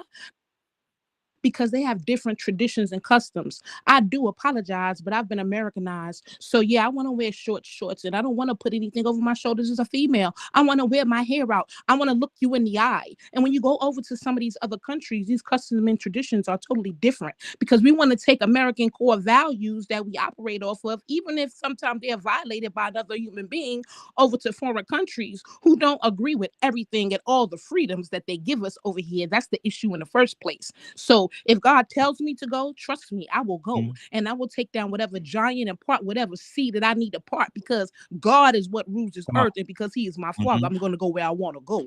And if I want to stay here, I know that I'm still going to take down a giant and split a seed, if that's what God tell me. But at the end of the day, because God has created you magnificent and wonderfully, that's why you go where he tell you to go. Now, there are instances where some preachers say they was going to Africa and go to these strange places preaching the gospel and didn't make it out. Was that they will? They died preaching the gospel and went over there fooling with folks who wasn't yet developed or civilized yet. They were still, living off the world and not operating after the core values. I mean, they're still, let's say, barbaric, and lost his life behind it. So you're gonna go to Africa and lose your life behind getting ate by a tiger, or you're gonna lose it over here because you getting unalived by an unarmed officer? You understand what I'm saying? Either way it go, drasticness and wickedness happens. Bad thing happen. I don't care what country you go to. It's always gonna be something. But long as wherever you go, God told you to go there and he in your life is your covering, you gonna make it. You just need to be prepared to take down whatever giant He gave us a roadmap on the things that walk around the walls of Jericho. If he tell you to go take it and walk. Mm-hmm. Now, Toya, I'm gonna say something to you, okay? Toya, can you hear me? Toya, can you hear me? Okay. Now, if you go to Africa and you get eaten by a tiger in Africa, boy, you done something real unique. You done something that's very you done something that's very unique. If you get eaten by a tiger in Africa, you've done something that's very unique, boy. Ain't never happened before. I'm just being silly. Right. So wrong with you. She don't went over there acting like one of them. Let me put your little kitty. Let me come here, kitty. No, you Americanized, all right. No. Ain't no tigers in Africa now. You got some lions over there, but you ain't got no tigers. No, ain't no tigers over there in Africa. Now you might go to Asia and you might get bit by a tiger over there in Asia somewhere, but you ain't gonna get bit by no tiger over in Africa. You done something that's real unique, boy. You done brought him with you. But let me go to Cassandra. I'm just silly to you. Don't you pay me no attention. Cassandra Alexander Green, have we as African Americans outgrown America? What do you say to that? Well, just let me start by saying the United States is not my home. Come on. I mean, it's no African American's home. This is not. We were born here and we've adapted to here. This is not my home. My home is Africa because that's where my ancestors came from. But if you want to, if people want to call it home, that's fine. I've never felt like it was home ever from a kid. No, I felt that way. So yeah, I want to make that plain. So if you African American, this isn't your home. Mm-hmm. Period. Unless you're indigenous. I'm sorry. If you're indigenous to this country, but I don't know many African Americans are indigenous to this country. But I just personally, I would leave, and I have been contemplating leaving. I have 2 grandsons that have moved out of the country. They absolutely love it. Yes. They said because the people don't treat them like black men, they treat them like men. Mm-hmm. Mm-hmm. Wow. So there's also a group of friends of mine. These are mainly white people. I mean, and it's hundreds of them in this group. And they have literally moved all over the world. Yeah. And not one of them has said one complaint about the country that they moved to. Why? Because people don't willy-nilly, you just don't willy-nilly get up and go to another country.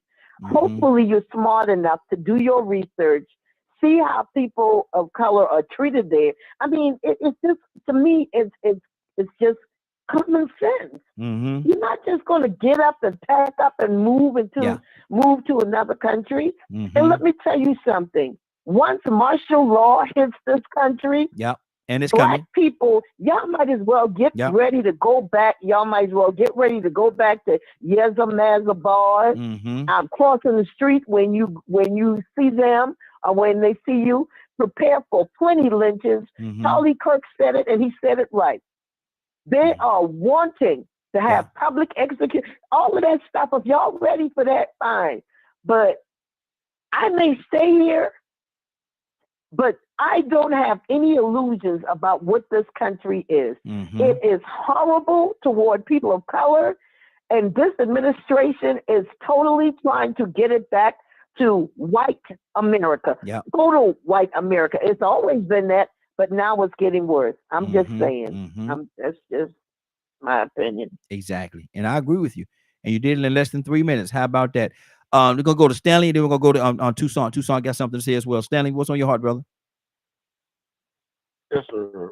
Once again, I agree with some of that, but I really just don't believe that it's going to ever get back to the way it was pre-civil rights days. They're trying, but I don't think it'll ever get to the point. If we can kind of come together, and even if they get close, though, that's gonna be a mess. Even if they get close, Stanley, it's still gonna be a mess.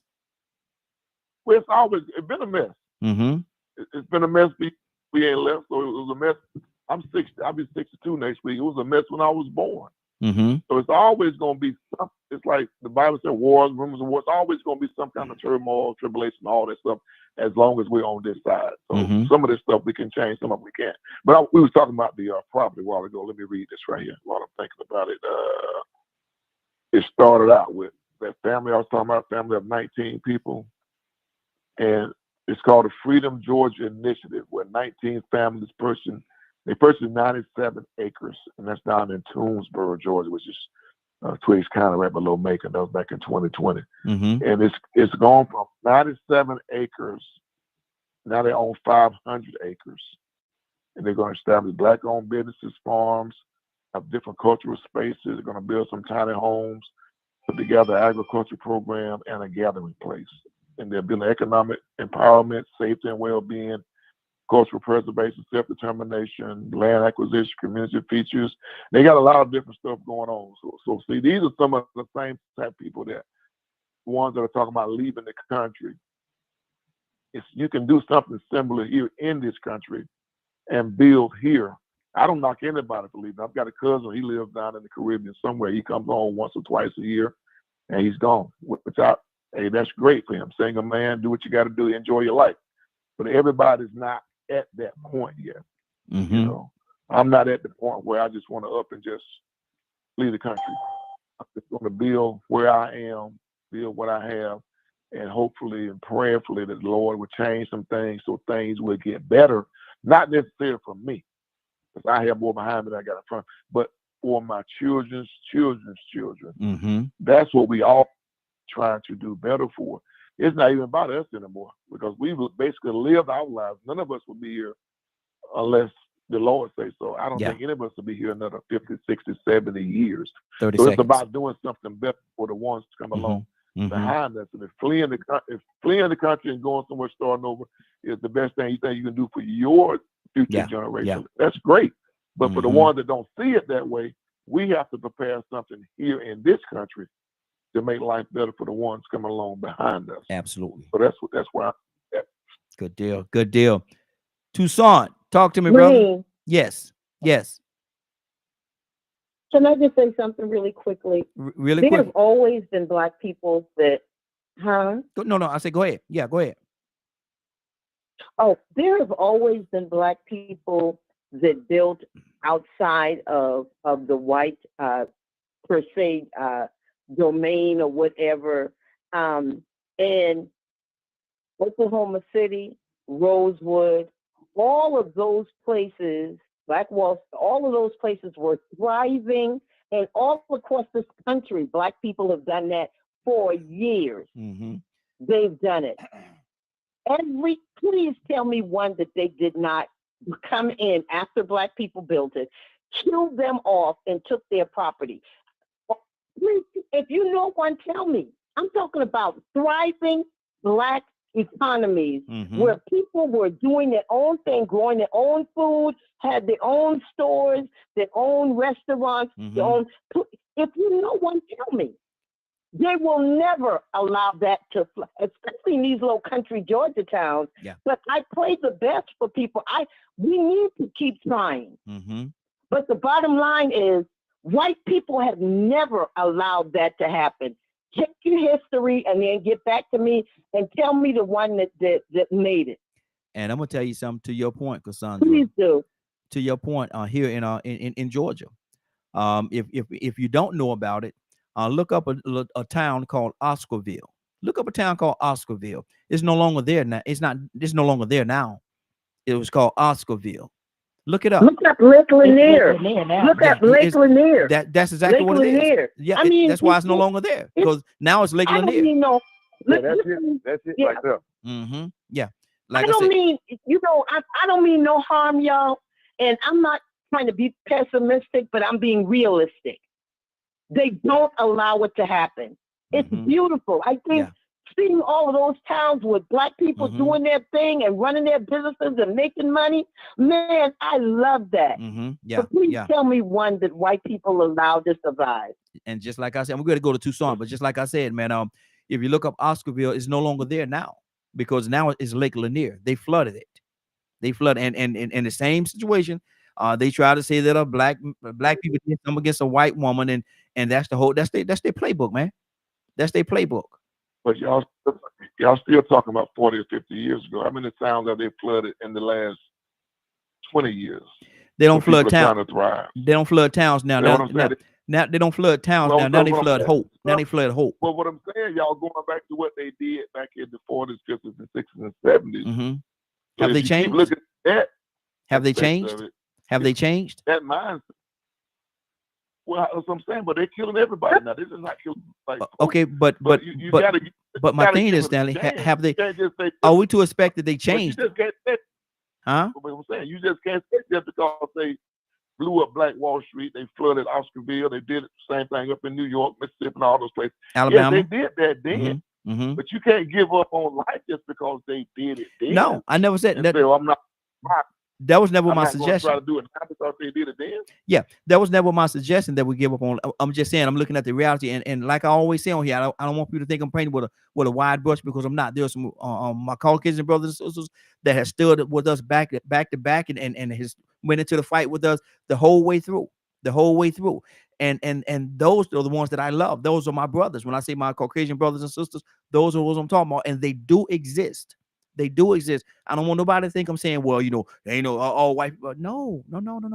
I'm not saying that at all. But I'm saying there are an element of white people, Caucasian people that do not want to see us survive or strive. And history will tell you that. Now we get to a point where we just gonna neglect history. Somewhere says if a man don't understand his history, he's doomed to repeat it. He's going to repeat it. So if we get to a point where we just neglecting it, and act like it did not exist, act like it did not happen, then we are co-signing the repeating of it. And so my thing is this: it has happened. It has happened. Things like this did happen. There was a place called Oscarville that was very doctors, lawyers, teachers, and all kind of people that had their own community over there, scribing, doing very well for themselves and their community. And then a story came out. Somebody concocted a story that the black man did something to this, raped this white woman. And the truth of the matter, later on, it proved to be a false story, a false narrative. But that didn't change the fact they flooded the whole town, man. There's still graves. There's still graves up under Oscarville right now of people that look like you and I, up under the water. I understand, but you got areas like Windsor Hill, Baldwin Hills in Maryland, Bowie in Chicago, Brunswick. We have places that people are thriving, so we can't just give up because they flooded us out 60, 70 years ago. We understand that, man. If it gets to pass, it then repeated. We understand all that, but you can't stop living. But see, my thing, no, because of what happened then. That was what I'm saying. I understand that, and that's not my suggestion. But what I am saying is this: even today, look at the situation that just happened yesterday, day before yesterday. They wanted to ignite a riot on TCU. They wanted to ignite a riot to start this race war, this martial thing that they wanted to do. That happened 2 days ago. We ain't got to go back 60, 70 years. Let's go back 2 days ago. Let's go back just a few days ago where they hanging all these people in Mississippi and places like this from a tree with their hands tied behind their back. And they said that it was suicide. Let's talk about that. That just happened less than a week ago. We don't have to go back that far. We don't have to go back that far to understand what they're doing. We don't have to go back that far. We got situations today where they're still killing our people, man. They're still killing our people. We got to come together, brother. We got to come together because all these gangs and different stuff we've been killing each other. Wow. So if we come together, stop some of this, but we're not coming together. Wow. The gangs killing I say both. Wow. Hold on. Before options are viable options. Hold on. Rico, hold on, Rico. I've been saying I was gonna go to Tucson for quite a while. He's been patiently waiting. Let me go to him and I'll come right back to you. Tucson, talk to me, brother. I think Tucson might have just hung up because he got tired of waiting. But Tucson, call back in, brother. Call back in because I said I'm gonna go to that brother, man, and people just started jumping in and he got pushed to the sideline a couple of times, which is very unfair to him. Okay, go ahead, Rico. Yes. No, that was all I wanted to say. That was the reason why I said what I said. Mm-hmm. I just wanted to say that if both options are viable, so y'all can get past that, because both options are viable. We're not telling people to give up hope about building here, but don't fearmonger people into telling them that they can't go somewhere else and do it either, because Chris came over here and did it. I mean, we'll find an option. We'll find a reason to justify what we believe without giving credibility to the other option. So, you know, we could have ended this a long time ago, and Donald, you know, that's why I said what I said, because we should have been past that and on the Donald. Yeah, yeah. And like I said, man, Tucson, man, he's been waiting patiently. He just called back in. Tucson, thank you, brother. And I apologize for that, man. I kept saying I was gonna come to you, man, and people just started jumping in, and that's so very unfair to you, man. So I apologize, brother. I apologize. I apologize as well, Tucson. I didn't mean to hold you up. Go ahead, brother. What's on your heart? I'm good, man. It ain't no big deal. The thing about it is, there's one thing about Babylon. Those that were willing to go back, the rest of them stayed. Good thing. Because one thing about it is, most of us, we've established ourselves here. And we were so stiff-necked about, I say that we're so stiff-necked about Egypt heading to the promised land. It got to the point that only Jacob, Joshua, and Caleb, 20, and those that were 20 and under, made it to the promised land. The rest of them died in the wilderness. Couldn't take them there because they had this Egypt mentality. And most of us, we have established it. We got too much to lose. Yeah. I wonder if you take the financial little wealth that you call yourself, that you have attained here in America, that $5 and $10. If you take it to another country, what would you have? Look here, exactly, and you worry about that little $5 or $10, man. Leave that $5 or $10 on over there, man, and go on about your business, man. Don't worry about that little $5 or $10. Well, go ahead, Tucson. Finish your thought, brother. Go ahead. I'm just saying. Let's take. I love him, but Chris, my hero. I'm gonna just tell you, man. I don't know him from Adam's cat. But I love that dude because he has thrived here. Exactly. But exactly. Grab everything. Just imagine. Just me. I know he ain't gonna do it, but just imagine planning like he planned here. I'm gonna say I'm going back home. Be like the prodigal son, and take all you got. You didn't achieve. You didn't waste it.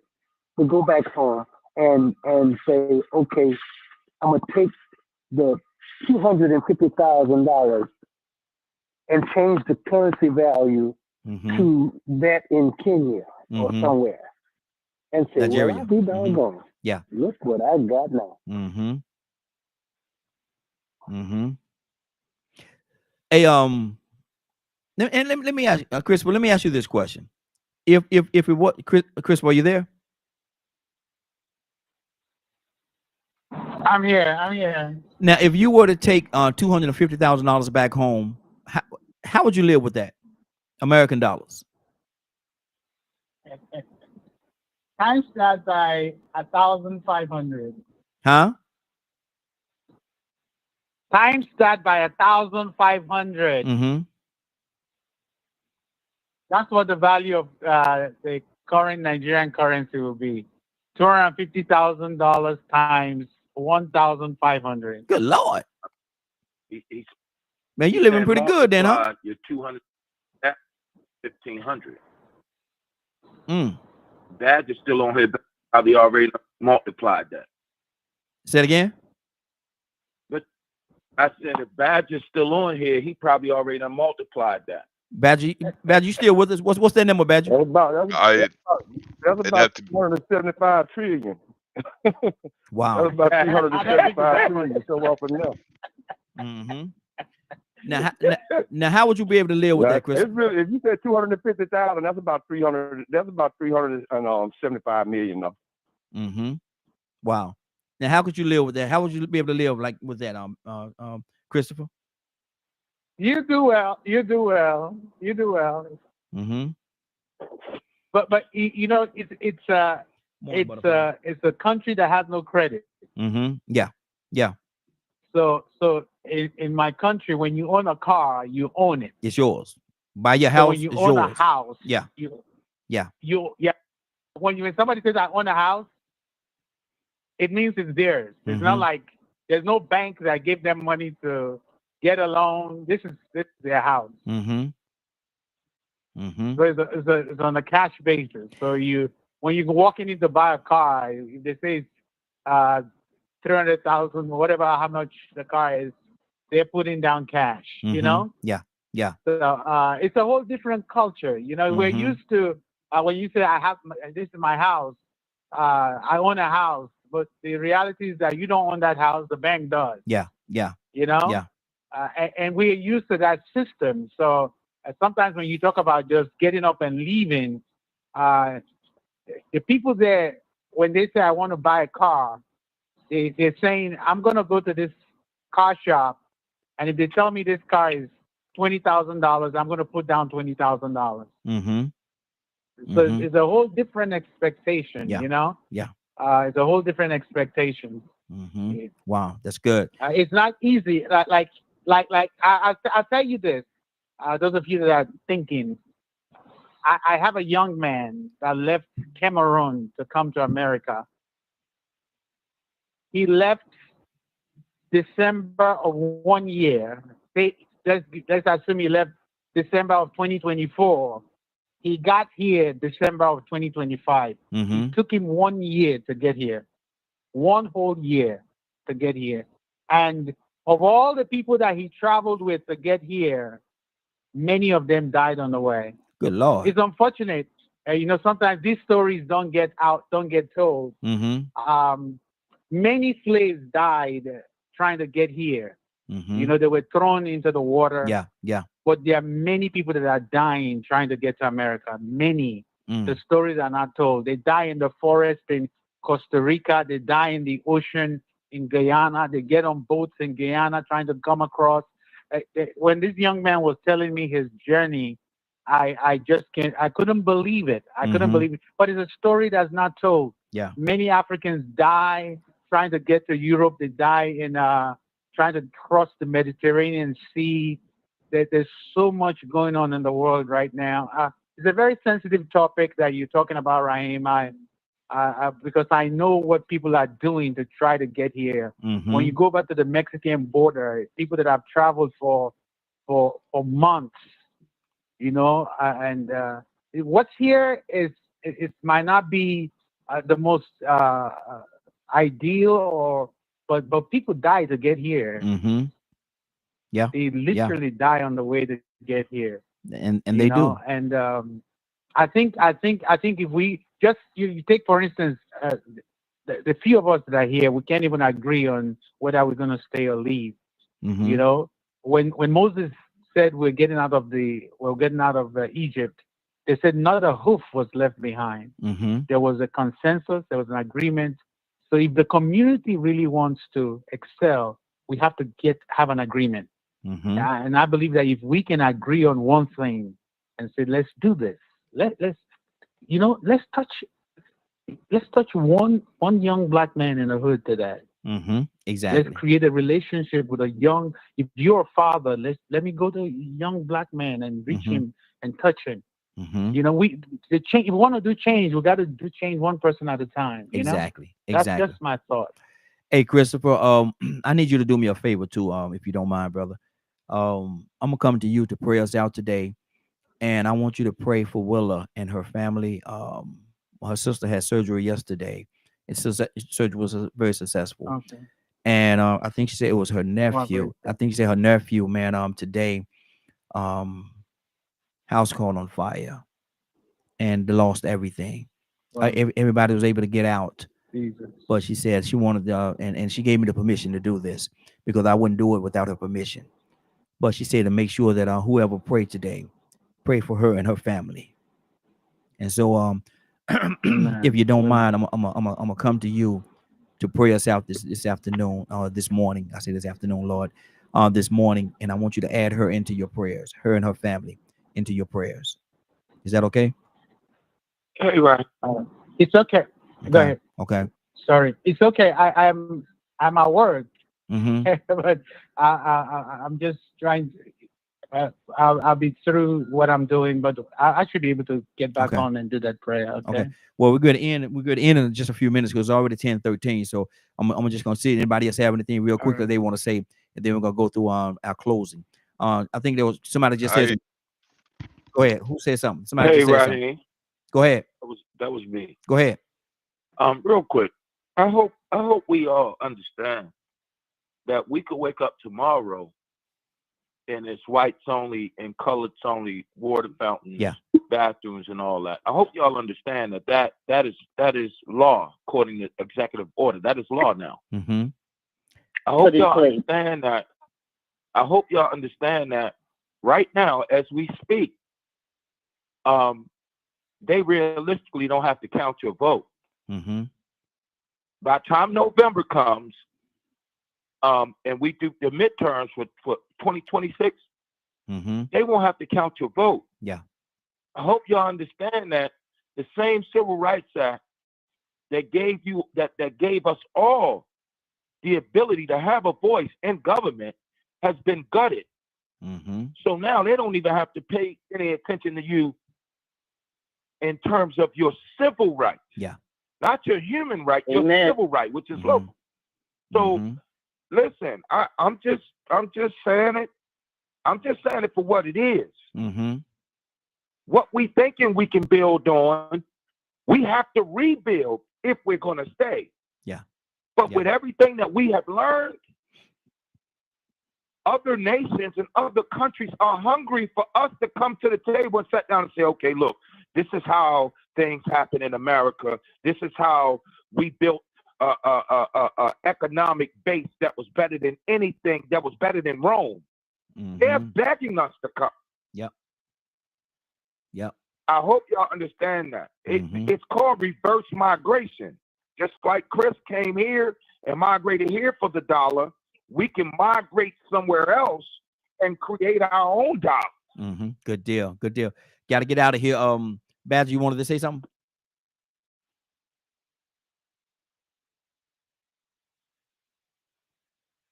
Badger, did you want to say something?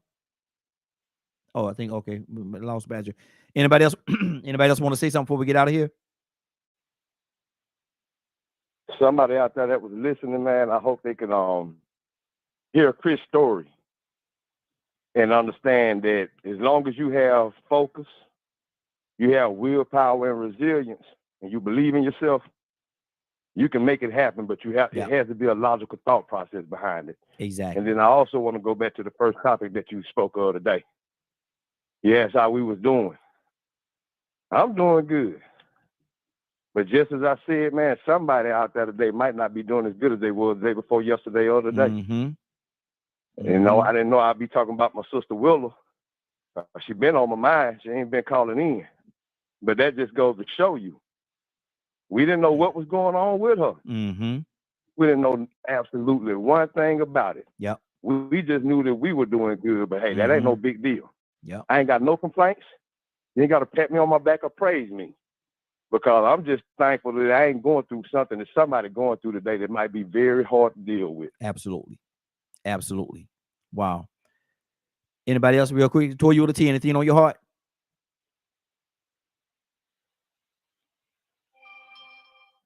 No, I mean, at the end of the day, stuff goes on everywhere. Going to another country does not mean that your life's going to be any easier. Either way you go, don't do it on your own strength. Make sure God is included because, you know, everybody got different plans. Everybody got different places where we need to be appointed. You know what I'm saying? So that way that everybody will know no matter where you go, that he is real and he's going to see that through you. So just be obedient. Make sure you put God in the midst of wherever you want to go and everything else after that, I mean, you know, it's going to be what it is. You know what I mean? But also if Willa has a GoFundMe, can you please put that up on the board or on the the Facebook or something? So what I that GoFundMe up? what I wanted to do is I'm gonna have to talk to her and find out how she want to do this. But I want to maybe Tuesday, Wednesday of next week get something where we can maybe a cash app or something like that. Where people that's listening in, if they want to send some, I know I'm gonna make my contribution, but financially want to send some stuff to her to give to her family members because she said they lost everything, man. So whatever we do, I'm sure would be helpful and appreciated. And so I want to do that. I had to talk to her first, get her permission before I do it. But if she's okay with it, we're gonna put it on. We're gonna let it go throughout the whole broadcast, maybe a couple of days, and just raise funds that we can actually give to her. And the money will go to Willa. I want the money to go directly to Willa, and she'll be able to give the money to her family member. So that's what I'm looking to do next week. It is already in my plans to do so. It's already in my plans. So just keep in mind, anybody, if y'all have anything that y'all can give, contribute, whatever it is, nothing is too much, nothing is too small. We just trying to help, man. One of us is in need, all of us are in need. And so when I say we're family, it's not just words. It's not just words. That's something I mean in the core of my heart. And so we're gonna do whatever we could do. And anybody that could help or assist, please do so. Please do so. All right. And I'm gonna call and ask her what assistance she wants. You know what I'm saying? Because being that it's really her that's needing the support because she's supporting somebody else. Mm-hmm. So I'm just gonna ask her what type of support she needs to do, what she needs to do, because she actually just filling in the gap for somebody else, even though it's her family. Mm-hmm. But she's in a support role right now. Yeah. So I'm gonna make sure I ask her what she needs to help assist her to do what she needs to do. Watch this. But words of Captain Leonard, money always help. Money always help now. Money would always help. But but like I say, whatever, and I appreciate that, Rico. Yeah, definitely reach out to her. I'm gonna reach out to her as well, man. And let's do what we can do to help, man. Do what we can do to help. Cassandra Alexander Green, are you there? Yes, I am. Cassandra, somebody joined this broadcast late today, 8 o'clock, 8:30, 9 o'clock, even 9:30. And they say, man, they talk about some good stuff today and got me wanting to leave America. They say, got me wanting to pack up my stuff and leave America. And other people saying, man, y'all crazy. I ain't going nowhere. Man, I'm where I'm supposed to be. I ain't going nowhere. I ain't leaving America. Want to leave America for? Want to leave America for? You got all kind of people in this world. But they joined the broadcast late and they say they would like to hear it in its entirety. Cassandra, are you able to help them out? We can definitely help them out. If you missed any part of the show and would like to see or hear it in its entirety, tune in to dkmmediagroup.com at 3 p.m. Eastern Standard Time. Once again, if you've missed any part of the show and would like to see or hear it in its entirety, tune in to dkmmediagroup.com at 3 p.m. Eastern Standard Time. Good deal. Pledge time. Cassandra, we need you to help with the pledge this morning. We need Cassandra and anybody else. We got Cassandra. We got two Saunders here with us. Toya with a T. I know she's going to say it. Stanley, I know he's going to help us out. Christopher. And anybody that's going to help us, let's say the pledge and let's say it together. Repeat after me if you don't mind. And it goes a little something like this. It says, I will take this day.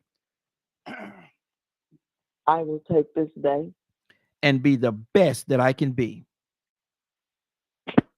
And be the best that I can be. Do the best that I can. Do the best that I can. And help as many people as I can to do the same thing. And help as many people as I can to do the same thing. I promise to do it with love. I promise to do it with love. Compassion. Compassion. And the grace of God. The grace of God. And the grace of God. Giving him all the honor. Giving him all the honor. All the praise. All the praise. All the praise. And all of the glory. And all of the glory. In the name of my Lord and Savior, Jesus the Christ. In the name of my Lord and Savior, Jesus the Christ. Amen. Amen, amen, and amen. Tucson, what did you hear, brother? I think it was Marvin Samuel's mother was in the temple by herself, moving her mouth but wasn't saying a word. You talking about Cassandra? No. Sometimes we sit down there and we say, "Oh, I got a solo," and we all excited. He always got to be the background. Got to back you up. Don't think he ain't. You see, Kay, I didn't say no name, Kay. I didn't say no name, but I know you thought. I know. I know you thought you had a solo. But Stanley, stop there. Stanley, stop there. I had an awesome backup crew. Stanley came in and looked. She had the nerve to look back, and say, "Who that? This is my song." No, that was you. That was you. The backup. Took my mic. He took my mic. Lord Jesus. Hey, Rico, what did you hear? Hey, looked around and said, "Oh, it's on me today. It's on me today." No, we're trying to figure it out. Like, where y'all at? Yeah, bust up and down. I got the solo today, boy. Here I am. You know, bust up and down like old buddy did from the 5 Heartbeats. This is my song today. Exactly. Nights like this, I thought some rain that put.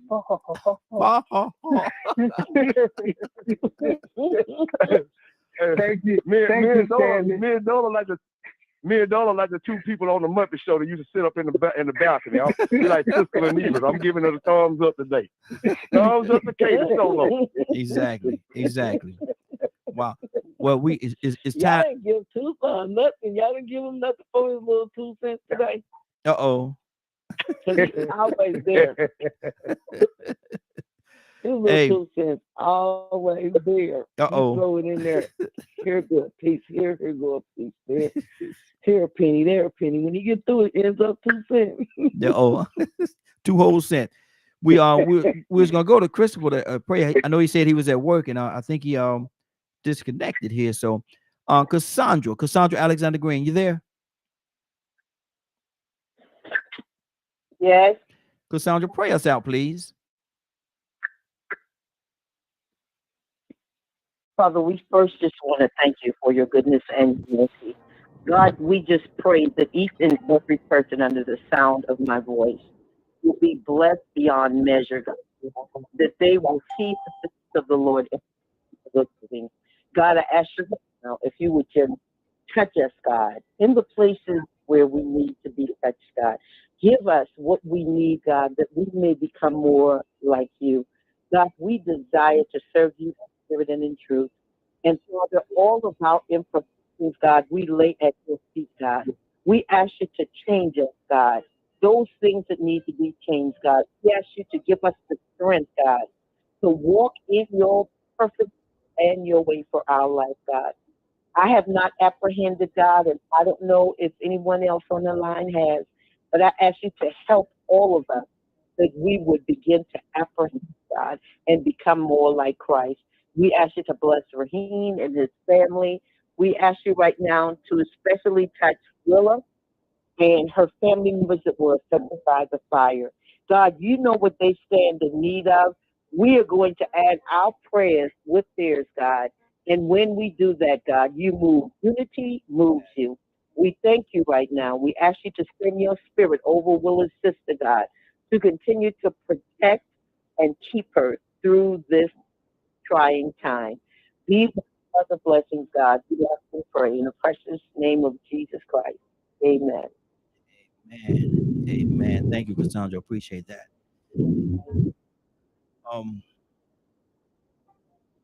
Continue to pray. Continue to pray. And continue to pray for our sister. Continue to pray. I'm gonna be a good friend and a good supporter to you. If you miss today's show, and would like to hear us see the rebroadcast in its entirety, you can tune in at 3 p.m. Eastern Standard Time to hear this wonderful, amazing broadcast again.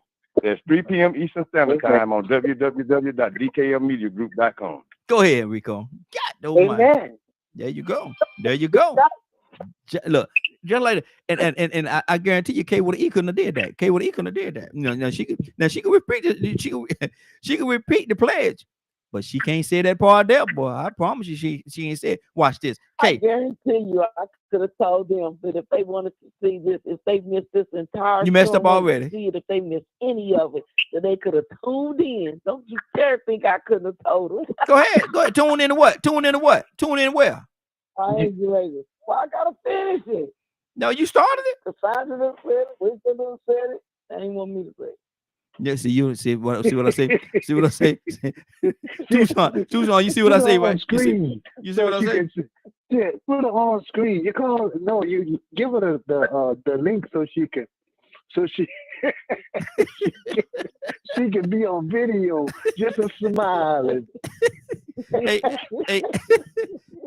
K with the E, want me to send you the link? Want me to send you the link?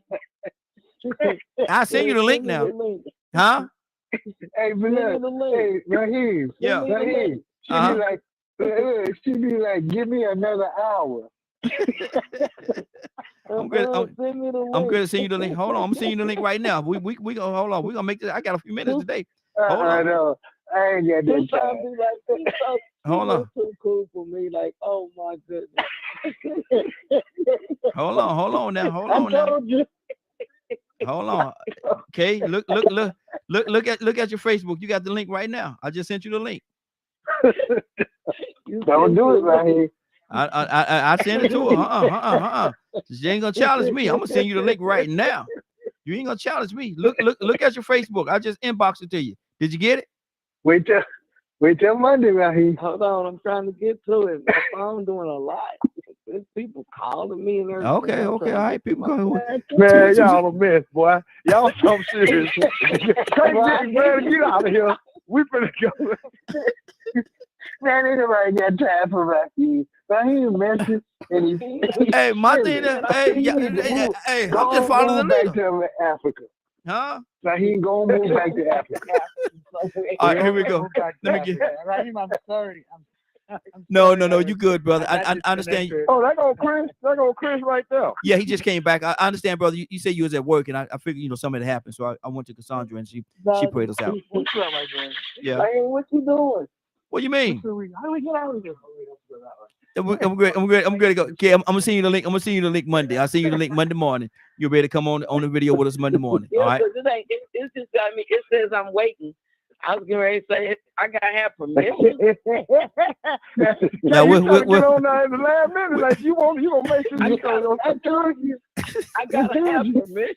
No. I don't know what's going on. It shouldn't say that, but look, don't worry about it. We'll take care of Monday. We'll get you on here Monday. We'll get you on Monday. Right now, we're ready to get on out of here. I'll call you later, okay? I'll call you later, okay, and show you how to do the trick to get on now. Okay. I want to thank everybody for joining us. More than that, I want to thank you for allowing DKM Media Group and Associates and the Morning Glow for being a part of your day. It is now 10:33. You're about to exit the Morning Glow, but before you go, I want you to do me two favors, if you will.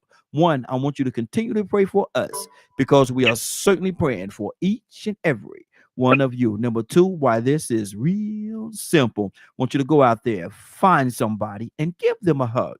Because you never know, it could be the only hug that they get, or it could very well be their last. Love you, and ain't nothing you could do about it. Have a great day and a better tomorrow. And we shine some of this light on you from the Morning Glow. Take it out there into this wicked and cruel world that we live in, and let your light so shine. If you get an opportunity, give somebody some love. You just might find some love in return. Won't that be a beautiful thing? Have a great day. Take care of each other, and please be blessed. Give somebody some love and truth. They would appreciate it, and I'm sure that you will as well. Have a great weekend. Talk to you Monday morning, if God says the same. Have a great weekend, y'all. Love you. Be blessed. Welcome to the stage where hearts unfold in the Morning Glow. Stories untold. Let's play with words, a masterpiece of art.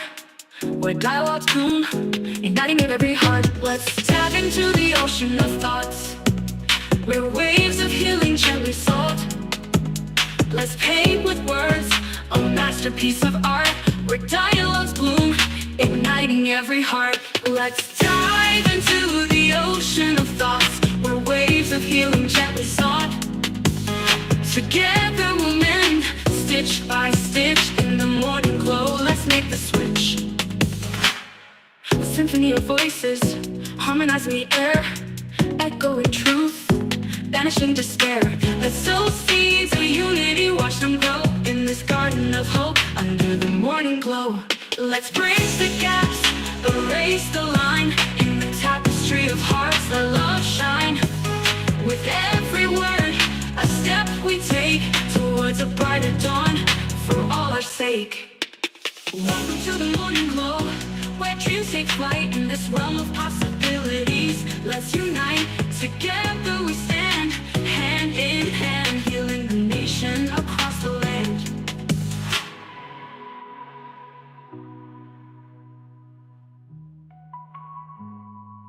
Let's dive into the ocean of thoughts, where waves of healing gently sought. Together we'll mend, stitch by stitch, in the morning glow. Let's make the switch. Let's dive into the ocean of thoughts, where waves of healing gently sought. Together we'll mend, stitch by stitch, in the morning glow. Let's make the switch. Let's symphony of voices, harmonizing the air,